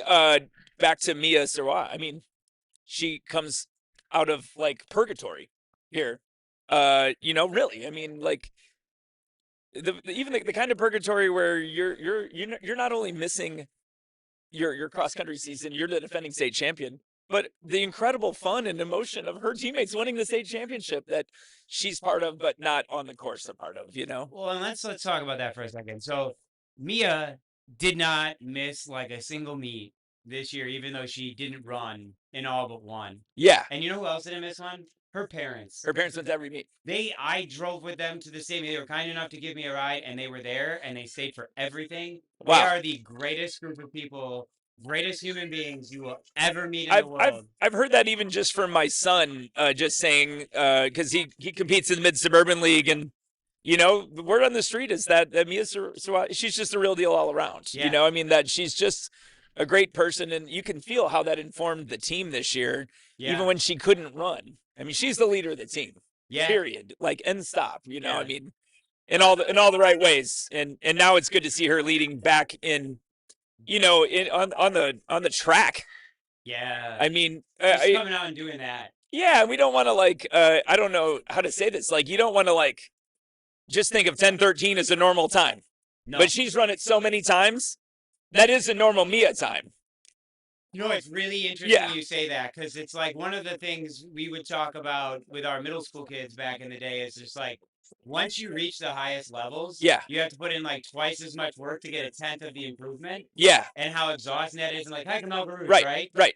He ran the world record in 1999, was it, or 98? Yeah. And it took him until 2004 to get a gold medal. Right. Think about the perseverance. And like just 5 years of not. And El Garouz fell in the Olympics, in the 96 Olympics, and saw his whole dream go down the toilet in the, so it's hard as a coach to be like, well, I was teaching you how to be good as a runner, and we were working our splits and our fitness, and now we're going to have to learn how to be good at some other angle of this, like we're going to have to learn how to be resilient and have perseverance, and not a lesson a high schooler or middle schooler ever wants to hear. Like, well, we'll learn a different part of the sport now. So you're an English teacher, right? Yeah. So, you ever read The Alchemist? Yeah. Like Mia's in Morocco. I used to teach The Alchemist. Yeah. It's a fantastic book about chasing your destiny and the obstacles that come in your way. And I think what's really cool for Mia is that she just knows that something greater is meant for her. Yeah. And she can have that faith in her heart. And I mean, you talk about, like, to your point though, like resiliency and things of that nature. It's amazing, right? I mean, just as a fan, as a coach, as a parent, you're just happy for the kid. Yeah. To have her back out there. I mean, like this is supposed to be fun. And when you're learning those lessons in the woods, you're out there in the wilderness, you're learning, but it's not fun. And this is like still high school sports. You're in the cabin and one's a runner, right? Yeah. The pain cave,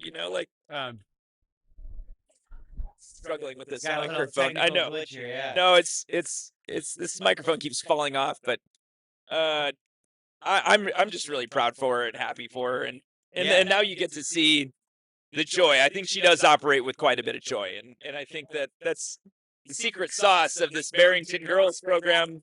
I've kind of seen them on the track a little bit. It's just they got a lot of good camaraderie in this thing now. I mean, it's whatever. It was a knee knocker of a meet. I think there was a bunch of girls under 11 minutes down there today. That's fantastic. Yeah. So York, Prospect, Barrington, all at Batavia today, doing the kind of track that you and I totally enjoy. Yeah. Yeah. Let's get that high level stuff going. I think that's really cool when there's a bunch of talent in a field. It's like a genius zone, right? And they just go after that genius zone. That's a good way. That's kind of like my mission statement for Distance Night in Palatine. We want to have all the geniuses hanging out together, Oh, and you nailed that. Right? Like, hey, well, you give me a lot of credit. Let's give you credit. You've done all of this great stuff for track. This is like the coolest thing. We're having live races and commentary on it. What a nerdy track fan thing to do. Yeah. What a novel and new thing to do. We're hoping, I mean, you and I have innovated a bunch of stuff and had some great innovator conversations, and this is just another one of those things, And I got to give you a shout out for connecting me with your guy, Noah Lawrence, man. That guy is the truth. Oh, yeah. One of my best friends in coaching, I think he's kind of become slowly my hero. Like, that guy is so smart. Yeah. And thoughtful and well-read and motivated and a bunch of other things, Yeah. I would say I regard, and our families are friends, and it's been a lot of fun to just be part of Noah's life, and I'm glad that you got to meet him a little bit. I mean, he ran for York. He's won the state championship as a coach. I mean, he's got a lot to offer. Yeah, I think there's a handful of multiple state champions for cross, right? And there's 4 or 5, and he's got one of them. Yeah. That bad. I mean, I used to love watching Bandu Kuala run. That was so cool. Yeah, I mean, kind of one of those, it just kind of iconic runners in the Illinois distance running scene. Noah's right there on the ground floor with Coach Westfall and the rest of the staff, yes, Coach and Aiden. That's somebody I'm gonna have the courage to introduce myself to as Westfall. Yeah, he's a great guy too. Just he and I went in the Hall of Fame together last year into the coaching Hall of Fame. So it's kind of fun. And I've been following him. He was a sub-9 guy in high school when he ran for Oak Park River Forest. Did he beat Len Sitko for the state I think championship? so. I think so. And a fun fact, I think that was in '86. I'm not sure anybody broke 9 from the moment that he did that in '86 till Donald Sage did it in '99. I think there was a 13-year wilderness where that mark was impossible. Do you remember that 2-mile race? I do. Everybody remembers that race. I was there. It was the Keller, right? Yeah, the Keller Sage race. And everybody thought that Sage was gonna it was gonna be a race, and then all of a sudden with gotta be 450 to go, he ran a 55, 56 second last lap. Yeah. To run 8:40 in the 2-mile. And it was nobody, like I said, nobody had broken 9 minutes since Westfall had done it in 1986. There had been people that ran 9 flat or ran really close. And then it was like a dam broke. And then all of a sudden, Donald Sage opened this world. And it's been it's been open ever since. Yeah. That's pretty cool. World. Yeah, no, it's pretty cool to see kids excelling at that level. We're kind of working through the heats of the quarter here. We're moving up to heat 4. Our heat leader so far has been Flor Mendez. She's run 1:11:49. So we got 3 heats left. We'll see how these guys go. But yeah, we're while the quarter's going on, keep showing it to you visually, but Coach Bartlett and I are just rapping about track a little bit. So what's your favorite track race from the state meet ever? Ever. That one is way up there, but I'll give you a personal story for that. And I've coached state champions in that thing, and those really play, but honestly, the greatest thing I've ever seen is my dad, who's a Hall of Fame coach in Illinois. He coached for 35, 40 years. He coached 1 state champion, and he just has magical 4x800 meter relay, which is kind of like a mythical event in Illinois. Yeah. But they ran 7:43 in 1989. I think it was another 5 or 6 years until another team ran that fast nationally. So again, the times weren't that fast in the late 80s, early 90s. It's not like they are now. There weren't these big meets. Yes. And so it was just this incredible thing that my dad had pursued, and that we have this video of it. My dad videoed it. And we have this jumpy iconic video. You can hear me as a little kid in it, and like everybody, our whole cheering section, just this dream of like what a state championship is or could be. He chased it his whole career, and this incredibly special group of guys. So Rob Harvey, you probably know him. Love Rob Harvey. From Wheaton Warrenville South. He's the anchor on that relay. Yeah, out. Yeah, he's the anchor on the relay, and current Moline coach Tawan Taylor, who's one of my heroes growing up, was third leg on there.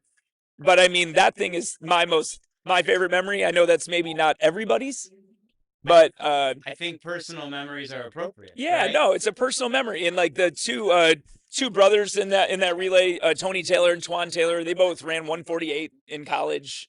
For combination of Western and Illinois State. So those guys were like, they were like myths to me. They were like legends. They're all 4 or 5 years older than me, and they're in my program that I ran for. My dad coached, so I don't think I ever captured anything like that in the sense of like how that just made like a dream a concrete thing. We just don't know. I've had these moments in my career, and maybe you have too, where I've had an athlete achieve something, or I've been part of a team that did well, and I'm just like, oh, this kind of stuff happens to normal people. Yeah. Like it's just like normal people that work hard. I always thought they were on some other planet or had so much talent or something different. And I realized like, oh, I've been in the band with you guys. You're just a bunch of nerds that like to run. Like, oh. Yeah, I think that actualization is the best Yeah, part, right? there is a moment where you realize that this kind of thing is possible.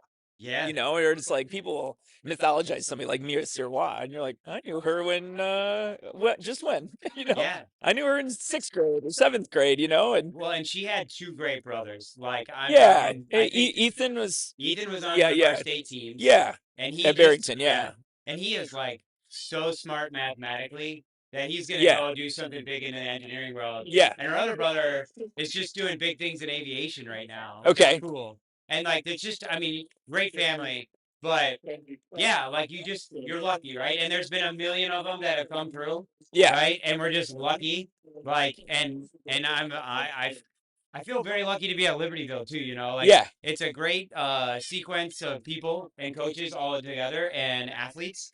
Like, they work really hard. They work really hard in Libertyville, and it's cool to see it like manifest out here today when Yeah, right. winning heats and stuff. Yeah, just bit by bit, Yeah.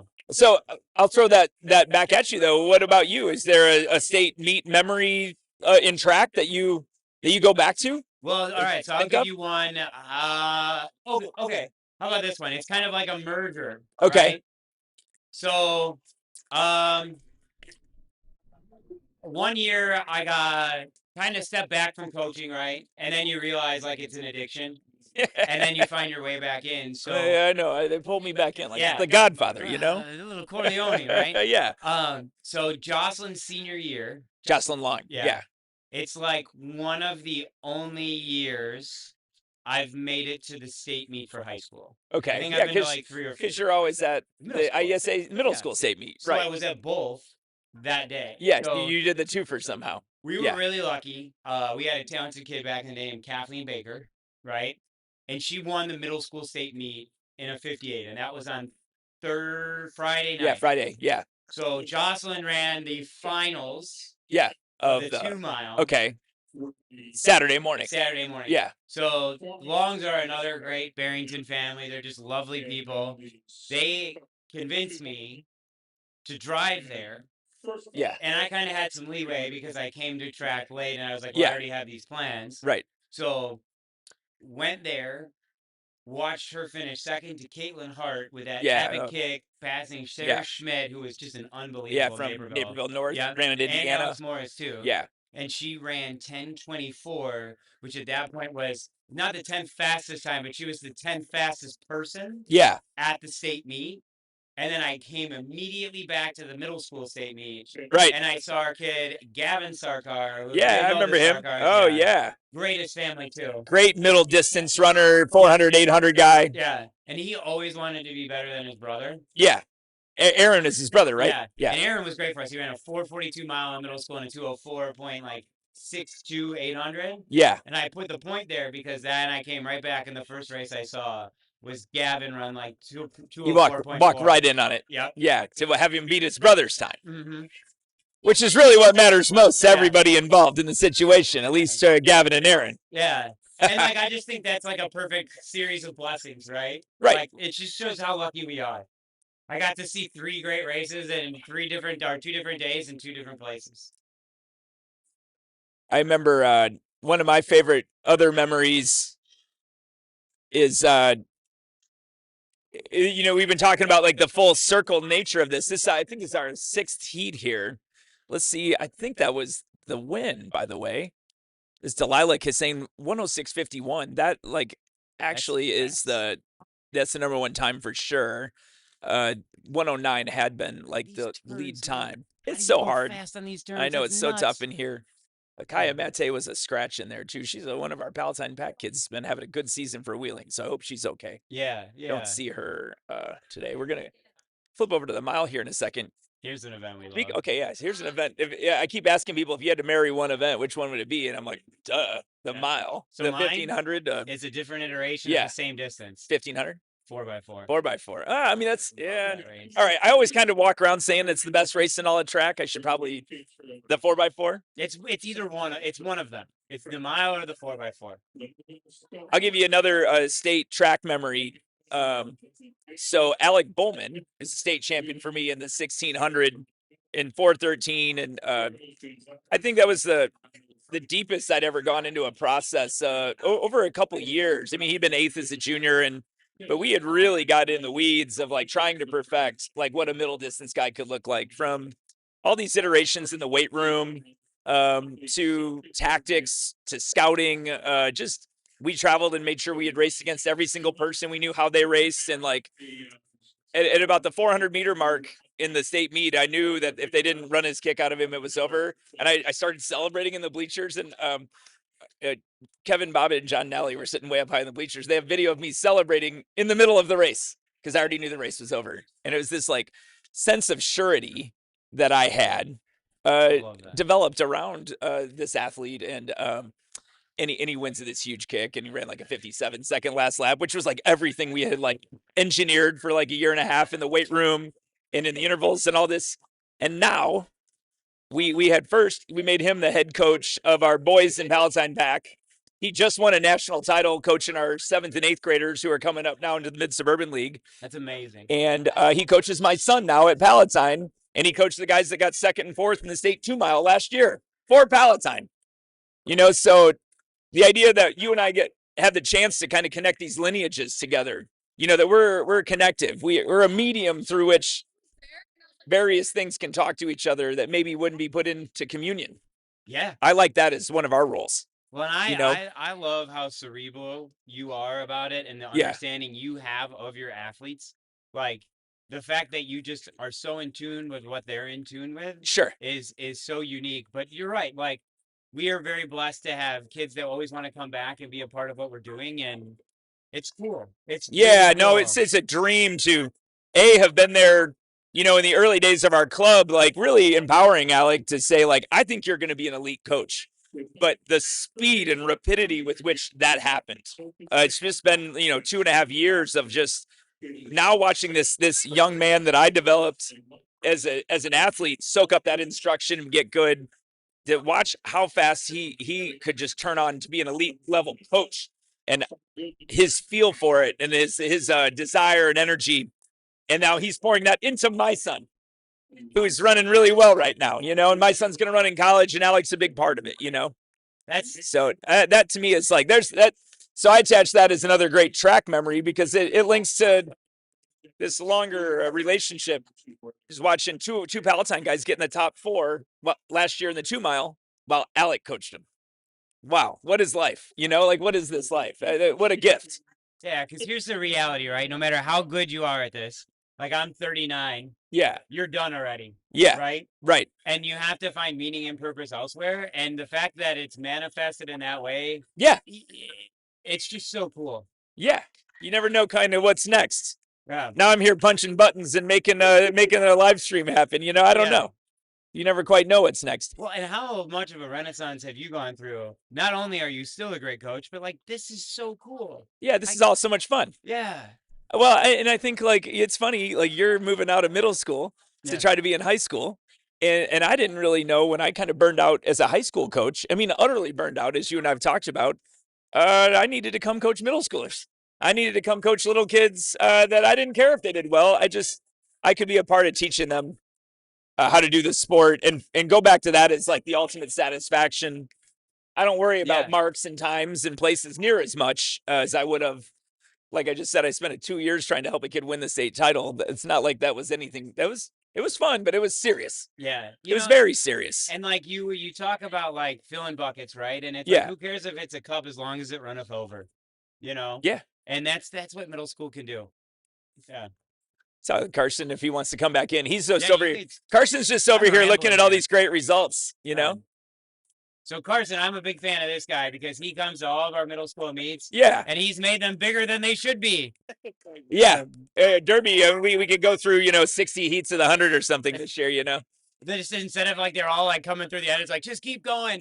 Just keep going. We need to start the next race. I know. I mean, Jimmy started the Barrington Prairie Showcase for Northwest suburban athletes and beyond, honestly. I mean, yeah. And you really curated a great meet there, but I love that you stayed true to roots, which is that everybody gets to run. Yeah, but it's kind of stolen from you, so you got to give yourself credit. Yeah, a little bit of like a distance night. Yeah, you're on the ground floor of it. So yeah, no, for sure. And I like you didn't do it. Maybe have you still kept going with like the horse like trumpets and stuff?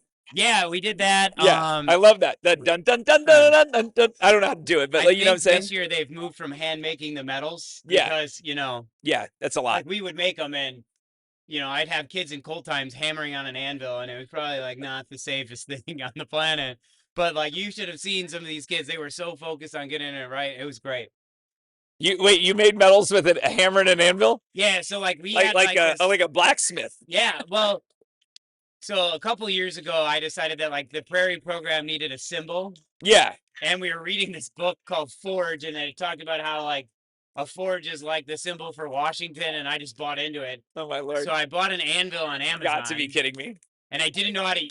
Yeah, 150 pounder. Yeah, it was okay. Of all the Jimmy Bartlett stories, that's the most outrageous thing I've ever heard. Well, and so what we do is we have that bead program, right? And so he could forge his own medals because he read a book. Yeah, well, no, the forging of the medals came after. I was like, I have to justify buying an anvil. So I mean, that's the content we're here for. I don't know. But here's the cool part: every one of those legends you talk about has now signed the anvil. Oh, I love it. Yeah. That's hilarious. I like things that are like, they're just completely distinct. Yeah. That's a really good one. I mean, I couldn't have imagined that there was an anvil. There was forging of medals. Now there's a signed, autographed Barrington Prairie anvil somewhere in this world. Yeah, you know how much of an idiot I am, though. Yeah, a little bit. Yeah. No, I think we got one to go here. We got your Libertyville girls going 1-2 here. Go get her. Here we go. Finish her strong right here. So that's looks like Eliza White. She came in with a 640 seed. She looks to be doing better than that. She's going to blow that time away, I would imagine. She had a really strong leg in our 4x8 last week. Like, she's a really good kid. She's got about 70 meters to go. She's going to run a big best. Here we go. Yeah. Come on. Come on. She's going to like run well here. 6:18. That's good fantastic. For her. Yes. And yeah, right around there. I think the other Libertyville girl had been in second, but I don't see her now. Here she's coming. She's coming strong. This is a great time for her too. Yeah, she was seated also at 640, so it's going to be under that. Heck yeah. All right. Well, we're going to flip this back over to Carson here, dude, and make Carson call the fast seat of the mile here. Hey. We're going to get him off his phone. And, okay, we sent him, this is what we have to know. We sent him away for like 20 minutes. Something great has happened in track in the last 20 minutes, and he's going to walk in right now and tell us what it is. Ooh, yeah. All right, so here, Carson's going to pop on in here. Do you want to do this one? Yeah. I'm going to go off for just a second. We'll let Carson give us some update. Meg Peterson ran 2:15 in the... There it is. See, I told you he'd have the update, folks. Here's our emerging results from this first heat of the girls 1600. Yeah, Meg Peterson, the two times in a row state champion, anchor of the Prospect Girls 4x8. Yeah, she's been part of that legacy. I know there are a lot of other teams with designs on this 4x8 this year. We could name quite a few. I think there's some prospect girls that are going to be like over our dead bodies. I'm waiting for their. And I think Pete's very strategic in this. He hasn't really ran the girls in the 800 yet. Yeah, usually that's how you know he's got it. He's waiting. We shall see. We'll see them in a weekend and a few days. The engineer of the prospect 4x8 dynasty, Pete Wittermute, head coach, also a 2-time state champion in the 4x800 when he was at Lyons Township for Mike Kuharek. So I mean, the men, I think 3 in a row is that's the record. Nobody's done more than 3 in a row in the men's 4x8 Lyons Township in the 90s. They're the record with four or 5 in a row now. 5 in a row now.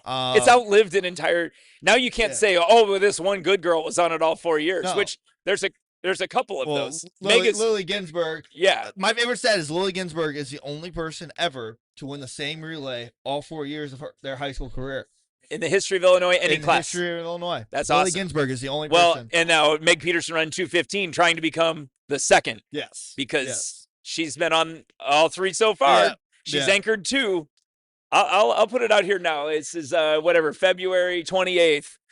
Meg Peterson the last 2 years hasn't even had to run all out on the anchor. No. She's like got ahead. She's kind of backed off and then kicked. Yeah. So we'll see if she really needed to down in the end of this thing.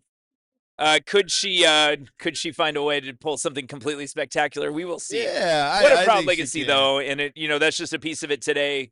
Meg going to University of Illinois next year. Yeah, she's going to Illinois. Who is ranked number 1 in college right now in Division I track and field or Division I field. Yeah, that's what I was about to say. Yeah, I mean wherever you score the points, it doesn't matter. Yeah. All right, I'm gonna get off the mic here for a little bit. I'll let Carson call these. All right. Yeah, Chloe Wetstein. Just one more shout out. Chloe Wetstein. Palatine Pack All-American, 10th in the USATF Little Kids, 27th in state cross this year. Yeah. One of my favorite kids ever. She never shies away from leading a race. I'll put it that way. Definitely. All right. This keeps like falling off. This is like. Got it. This is coming off. It's like it's dropping it.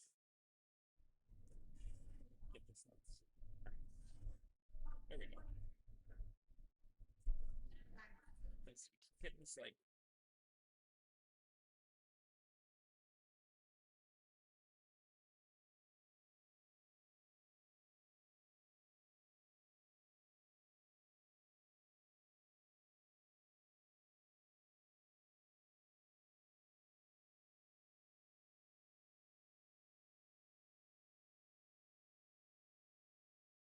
Yeah, great racing here so far from Wetstein.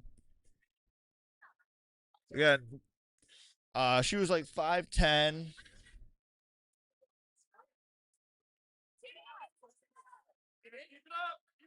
She's 146 there.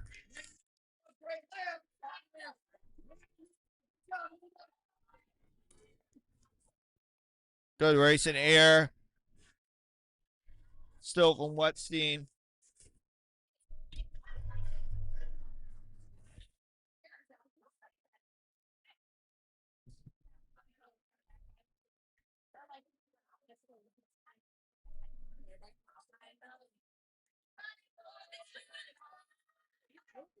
Chloe's looking good.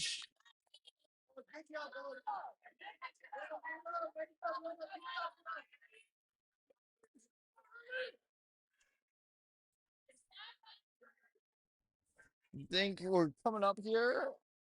I want to say she's like 235 at the 8. There's something to east of the 1600 featuring Chloe Wetstein. So great racing here so far from Wetstein.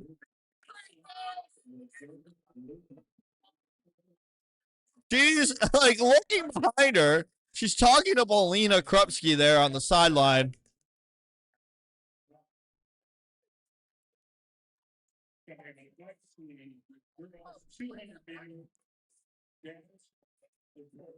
think she's trying to wonder how close this girl is on her.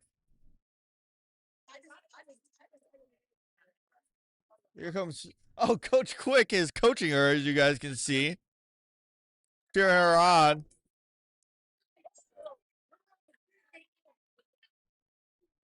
Great racing here from Wetstein so far.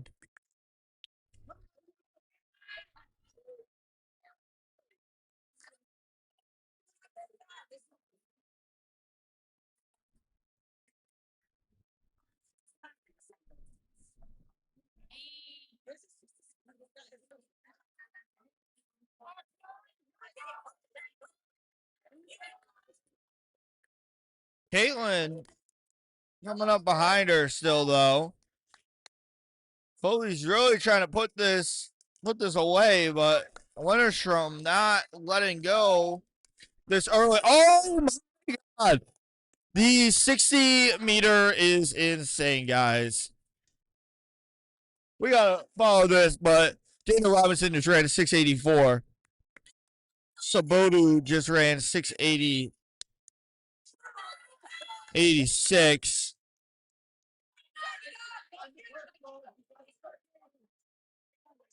Chloe still your leader here. Oh my gosh.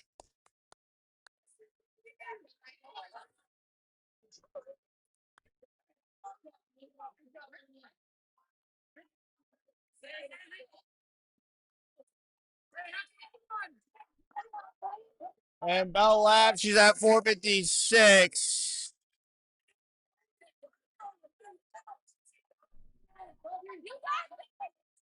Got a big gap out here on Winterstrom. As Wetstein's powering down the backstretch now. At 5:12, 5:13 on the clock. She's now on the home stretch as Chloe Wetstein. She's going to win in 5:24, it looked like. Very happy about that. She's got the double watch going right now. She has 2 watches. Oh, she's very happy.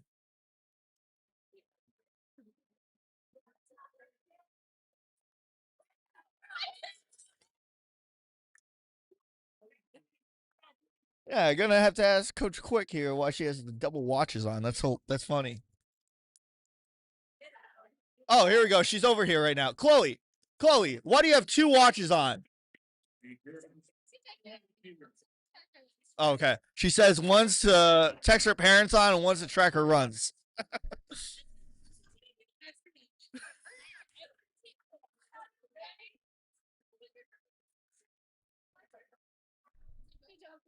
Apparently, I'm not the only one that asks these questions.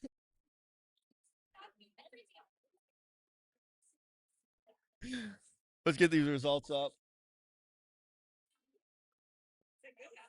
5:24.65 for Wetstein. Winterstrom 5:34 there.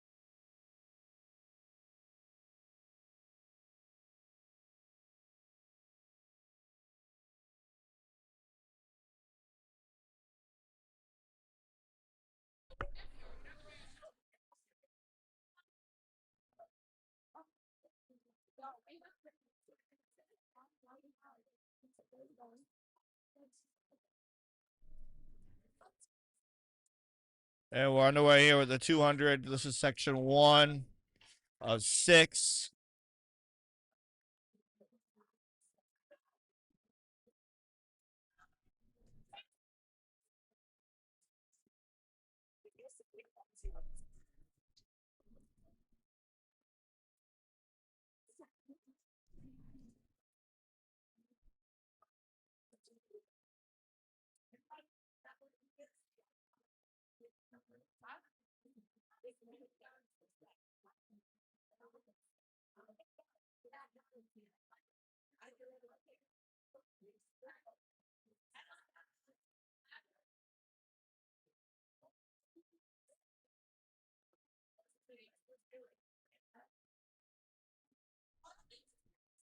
.31 seconds there for Randolph for the win.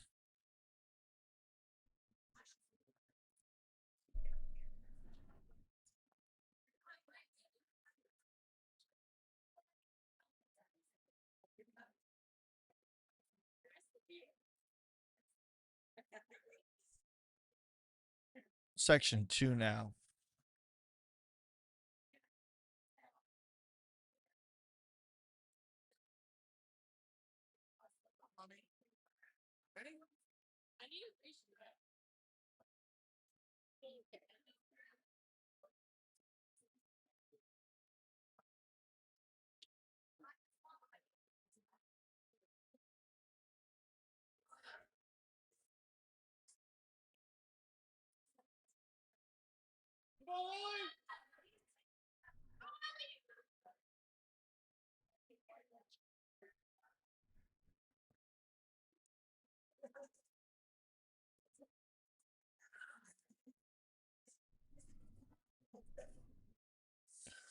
And we're coming away here, section 2.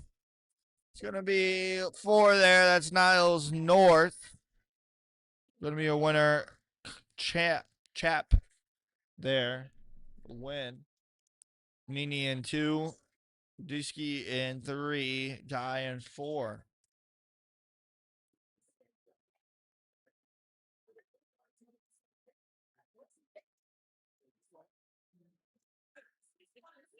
Second heat, 200 meters will feature Julia Nini of North, Iriana Dye of Redmond, Ileana Ruditsky of Green Hills, and then we check last North.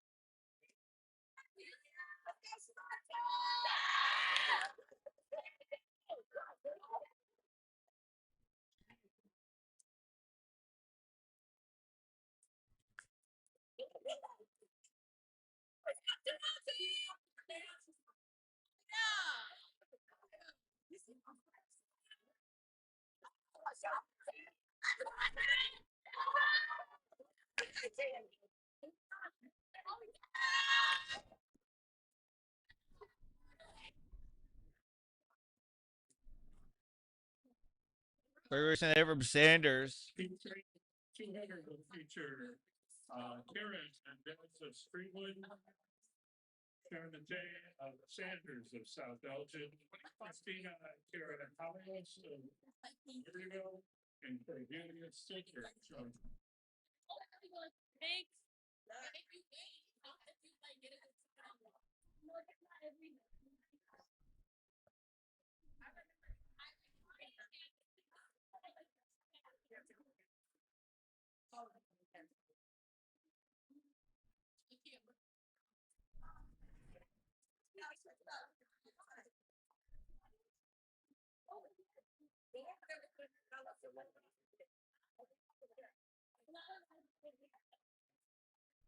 Mariah Robinson, 749 for the win at HF.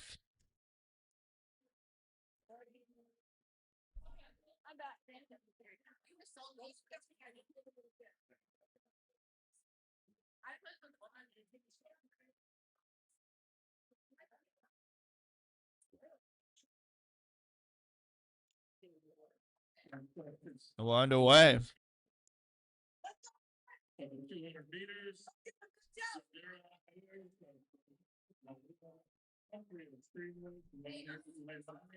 Mitchell, and Galileo, Solomon of Wheeling.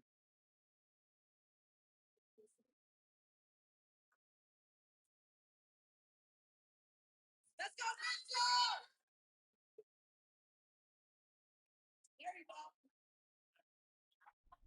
A reminder that we got $2 pizza. Cash. Mitchell there, your winner. 29.70. Fastest time so far.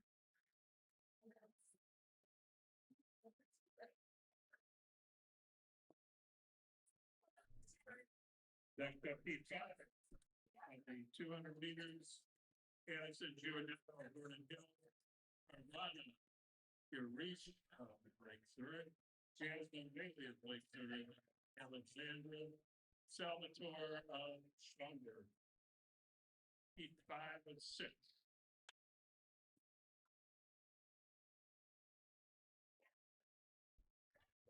Well, I think the service truck was it's like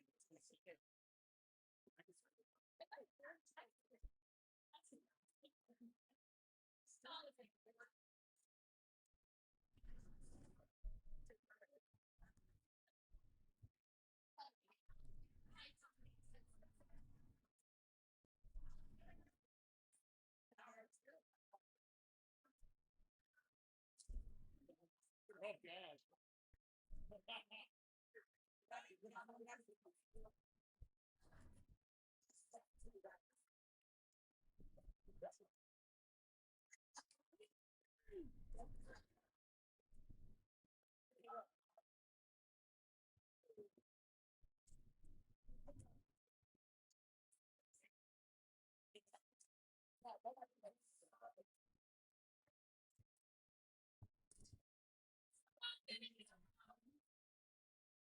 Gonna get a good finish here out of 2.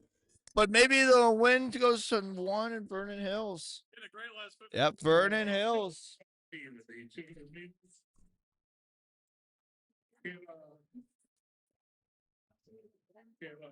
Wheeling of Libertyville, the Wildcat Crusade of Dundee Crown and Rachel, and Lucy of Dundee Crown. It's the 6th and final heat of the 200 meters.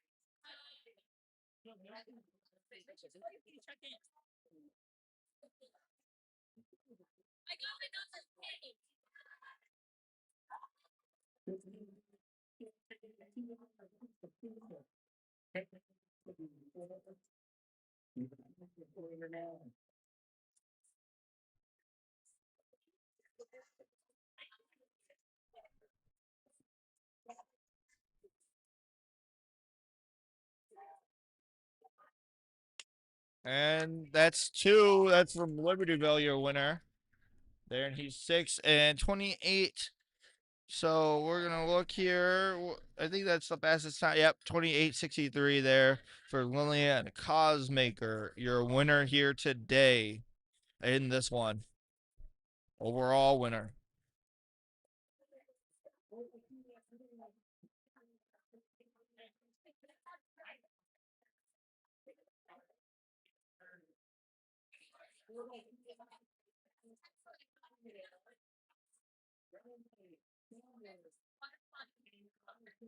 All right, we're gonna move on now to the 4x300 relay. I wonder, man, I wish Coach Quick was here. I gotta ask him if this is the best event in track and field or not, because it's not the 4x4.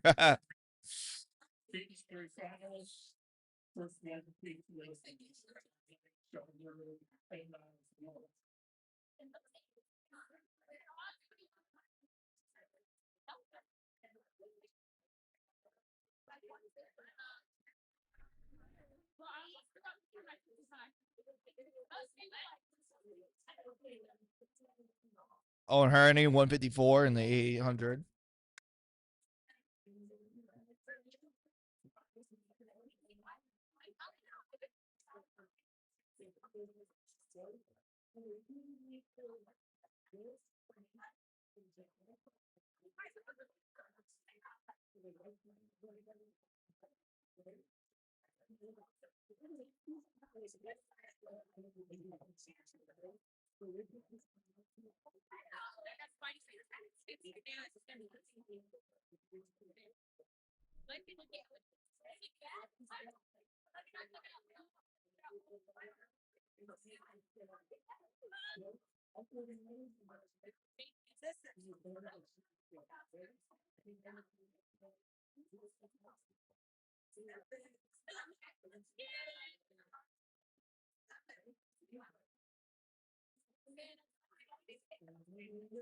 We're waiting here for the start.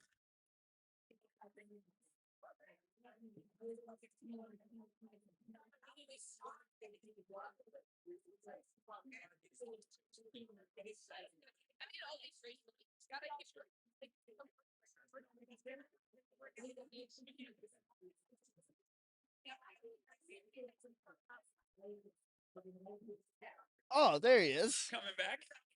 I was talking to Lake Zurich coaches. Oh, talking to Lake Zurich coaches. Yeah. How'd that go? Yeah, it was good. I was talking to Coach May. She's taken over for Coach Kaufman at Lake Zurich here for this season, and then they're kind of collaborating with Coach Hansen, the boys coach, to write JB. workouts together, work out together a little bit. So yeah, it's always kind of fun when Lake Zurich's here. So many of our Palatine Pack kids, both all the way from some of our best superstars ever to kids that we just, I think, really helped love track at an early age. Yeah. So I like to reconnect with all those kids at a meet. What's cool here is we got some, what's nice, we have one of the cameras here on the corner. You guys can see the head starting to peek out. I think that's South Elgin, maybe. No, that's all the Lake Zurich girls that's in the all the Lake corner Zurich down girls? there, Oh, getting ready to nice. cheer on the 4x3, the 4x300. So that's I asked. I said earlier. I'm like, so is this the best event in track and field? Because it's not the 4x4, it's the 4x300. So can we call I it mean, the best it's event got to in be track and the field? best event in all of track. I mean, okay, Bartlett was asking me what's my favorite event. I'm like, well, it's kind of the mile, but I mean, The coolest event is the 4x4 because it's the combination of sprinters and distance runners. When the 4x4 is like people are trying and it's a really good race. I mean, there's nothing like it, man. Yeah. The interchange that can happen, you get to the D1 level at that thing in conference meets and stuff. It's just so much pride. Yeah. You got results going on over here. Yeah. Is that, what if I told you that 860 or 686 was the fourth fastest time in the state this year in the 60? Man. Yeah, look at you. Owusu's not going to be happy with that result. No, neither is Ladage, but yeah.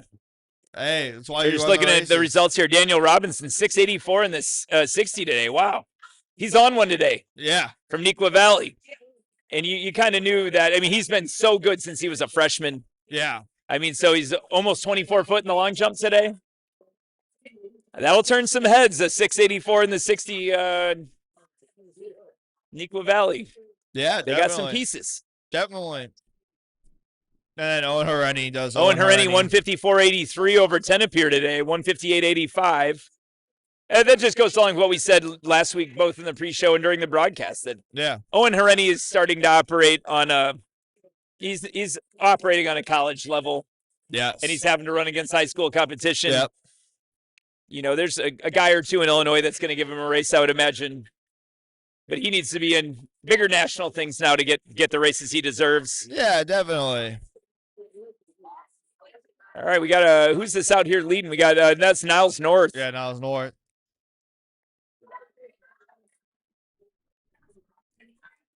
It's got Round Lake in here in Schaumburg.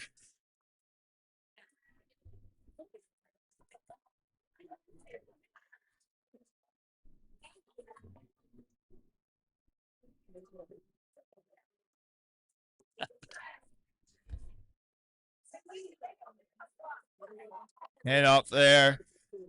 Round 140 at the second exchange. Yeah, there. hard to know the what are good 300-meter splits. I guess well, 45s would be fast, but that's not going to happen in here.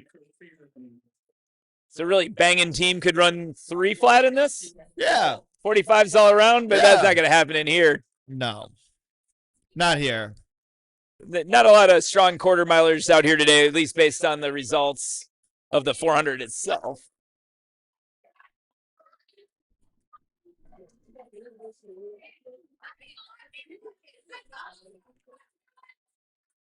Well, we're going to have an early finish. Is Carson Vittorio going to make it up to Lakes in time to see anything consequential? I don't think so. No, I'm not. Hardest working man in track. Not gonna go try the twofer.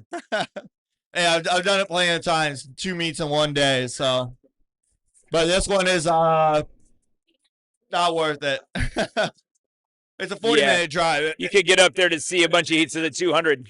Yeah, I'm good. I wanted to see the miles. What I wanted to see. Yeah, who's in the mile up there today?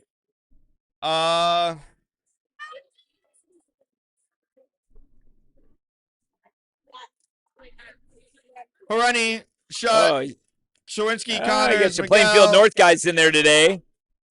Yeah, you got the Plainfield North guys. You got the Miguel Flores. You got the Prospect kids. The Lake Zurich kids are in there. Yeah, Kronbeers, Patel, Libby. That's going to be a banger. Yeah. We'll see who chooses to lead that thing. It'll be interesting. You know, I wish they had a live stream. I'd watch it. Yeah, no, maybe. Come on, Travis. Yeah, I'd be happy to make this visual for all of the track fans. Instead, I just have to refresh and wait for all this. Well, usually on a 200 track, they'll do splits. I hope they're doing splits today. No splits today. No. Ben Palmberg, no splits today. The shout out, the call out has already happened. Come on, Ben. Note to Ben at PFV Performance. We'll see Sarah tomorrow. So we need splits on all long distance races in a meet of this caliber. I'll just leave it at that. What else am I going to do? I have to refresh every 60 seconds to get the splits, you know, like. Come on. I guess I'll just wait for final times like a savage.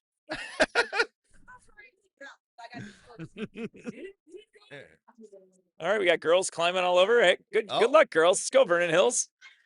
They want to make an entrance. All right, kind of climbing over our table. All right.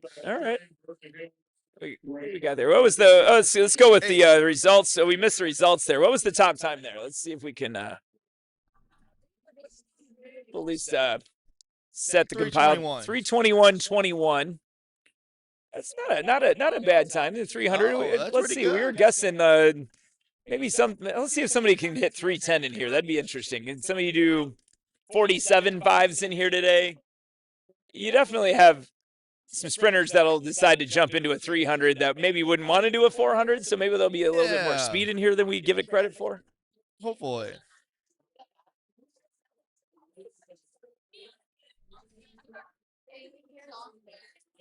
Gotta love Travis and the guys up at Lakes, though. Clash at the Coliseum. Yeah. Man, that deserves like its own like show poster, you know? I mean, oh, what a shocker.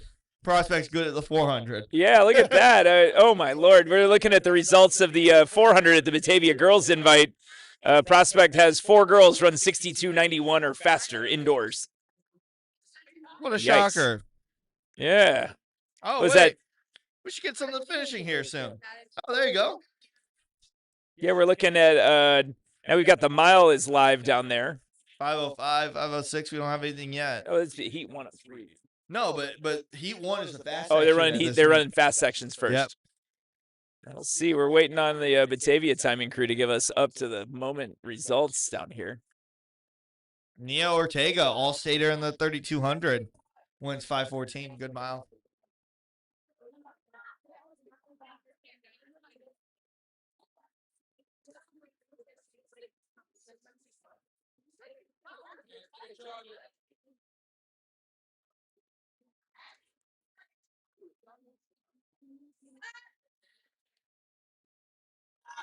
Clean start here.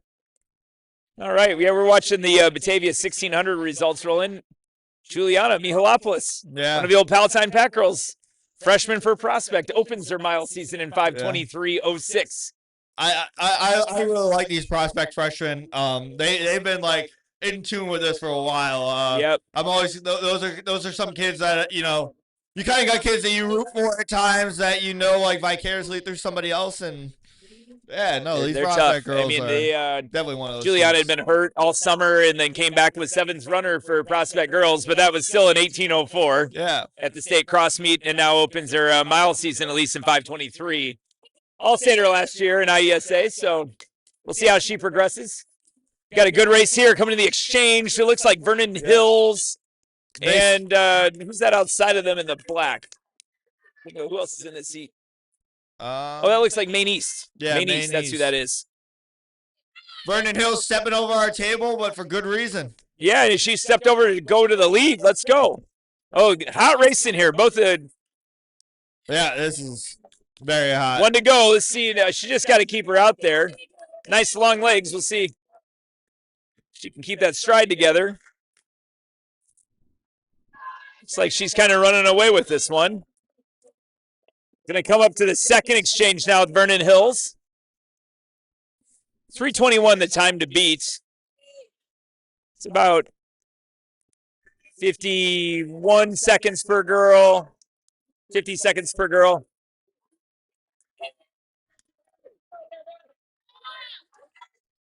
All 4 teams away now. Vernon Hills to the big league out of that exchange. Grant trying to catch them in second.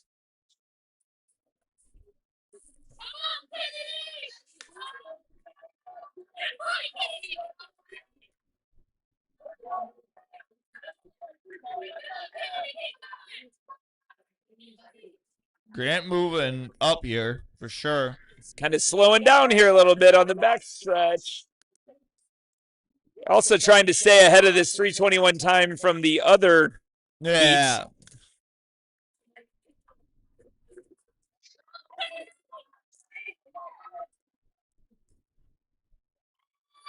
Big lead now.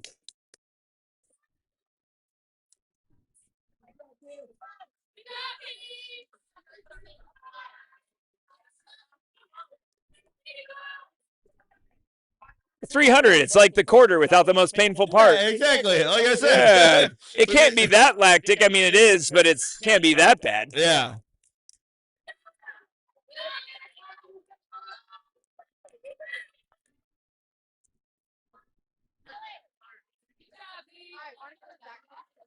This is really good here. They're gonna. See if they got it's gonna be close. Whether they get this time, I don't know. I think that first section may hold up. It's gonna be really close. Yeah, 3:21 and change. Oh, first section holds up. Yeah, first section holds up. Niles North. 3:21.21 out of section 1. Vernon Hills 3:21.40 there. So that only puts them into second overall with 1 heat remaining. Final race of the day. Are we going to be home early today? Oh, my Lord. Oh, my God. Plainfield South wouldn't end the meet at 12:30 like last week. We were there till 3. So, although we did have a fire alarm in the middle of the meet last week. Exactly. Yeah. Our kids at Plainfield South loved my reaction on the stream of me being very disdained by Did you like throw your arms up? I'm What happened? like, come on, guys! Like, who's How pulling dare the you? fire alarm? How dare you interrupt track with burning? No, there's one pet peeve of mine. It's Carson would rather wasting finish time. the meet than or burn to death. I don't know. Like there's one thing that I dislike in track and field. It's how much time is wasted in track and field. yeah, absolutely. There's a lot of time wasted at meets that could Doesn't have to be. Yes. Yeah. Yes. I love track and field. I don't like sitting here waiting for track and field. That's the issue. I don't like waiting. Right. As a timer, track and field is the only sport that people go to and they're like, I wish this was over faster. Yeah. There's just no easy way to be democratic about it and let everybody participate and have it be over fast. Yeah. So, but even in today, it's a selective invite. It runs fairly efficiently. They're going to be about 3 hours. I to me, that's the mark. 3 hours is the right good. amount of time to have a meet. Yeah. Tomorrow you'll be watching 50 guys go off every 30 seconds. We got a Plainfield Pack, which Carson runs, is hosting a big youth and middle school meet tomorrow at Lewis University. So yeah, shout out to James Kearney for letting us use the facility tomorrow. Mm-hmm. That's gracious. Yeah. Coach Kearney, great guy. Evan Horgan, who runs for him, has been having like a time, man. Yeah. Yep. They have conference today. So, yeah, down at University of Indianapolis. Really? Yeah, they have a 200-meter track down there. When he first told me, I'm like, oh, you're going to the fairgrounds. He's like, no, I wish. Big Tens are at fairgrounds today. Actually. Yeah, we got the Big Ten. We haven't talked about the Big Ten. Let's go. Well, they alternate men and women, though. So this would be the who went first this year? The women would have gone. No, they don't. They don't do that indoors. No, indoors is it's all conjoined. Yeah. Because outdoors they'll do like Thursday, Saturday, Friday, Sunday. Correct. Yeah. They split up the genders. We have our final race here. We've got Wheeling in 1, South Elgin in 2, Lake Zurich in 3, and Libertyville in 4. Time to beat 3:21.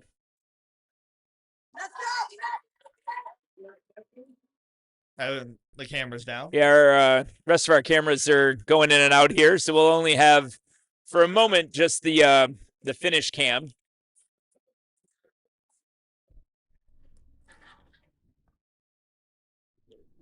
We were just gifted an air horn. Lake Zurich to the early lead here, but now a big move by Libertyville on the outside, coming through the start-finish line. It's a big burst by Libertyville, and she has blown this open on the backstretch. This is going to be a solid split here at the first exchange. 47, 48, 49 seconds.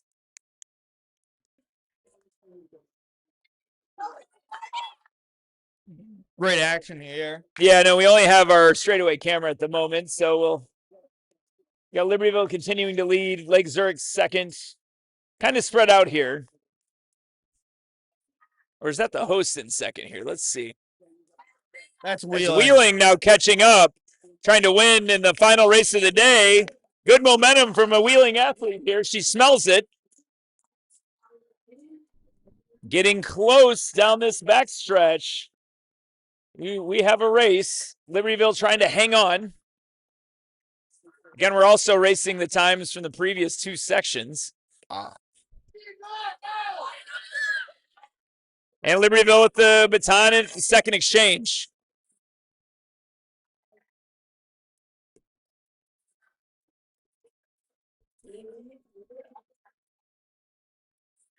Oh, big move now by Wheeling. Wheeling has been toying with this thing, and they feel like they can come to the lead. Building off the last curve. Yeah. Now into the front stretch. Wheeling trying to pass on the inside. She went inside the line. Not called. Not called. But she definitely should not have done what she just did. And she leads now big down the backstretch. Yeah, I don't know about that one. Funny how rarely you see actual fouls called in track. I watch a lot of track. I just We got watched. Sierra Kuhlman, who's on our pre-show. She's anchoring here. Yeah. Also, I think I mentioned on the pre-show, we stopped for the national anthem. The national anthem was sang by Julia, who was also on the pre-show. So, Oh, really? Yeah. So she went over and sang. Yeah, she Oh, that was sang good. the I didn't know national who it anthem. was. Sierra Kuhlman, kind of 4 events star today. She's been in the hurdles. She won the hurdles. She was in the pole vault, and she was in the triple jump. Feeling to me like she might be the MVP of the meet. Yeah. At least in terms of, I would imagine her point total is going to be pretty big. I just watched. And they are going to win Zurich here. Girls do the jumping wave. jack? Yeah.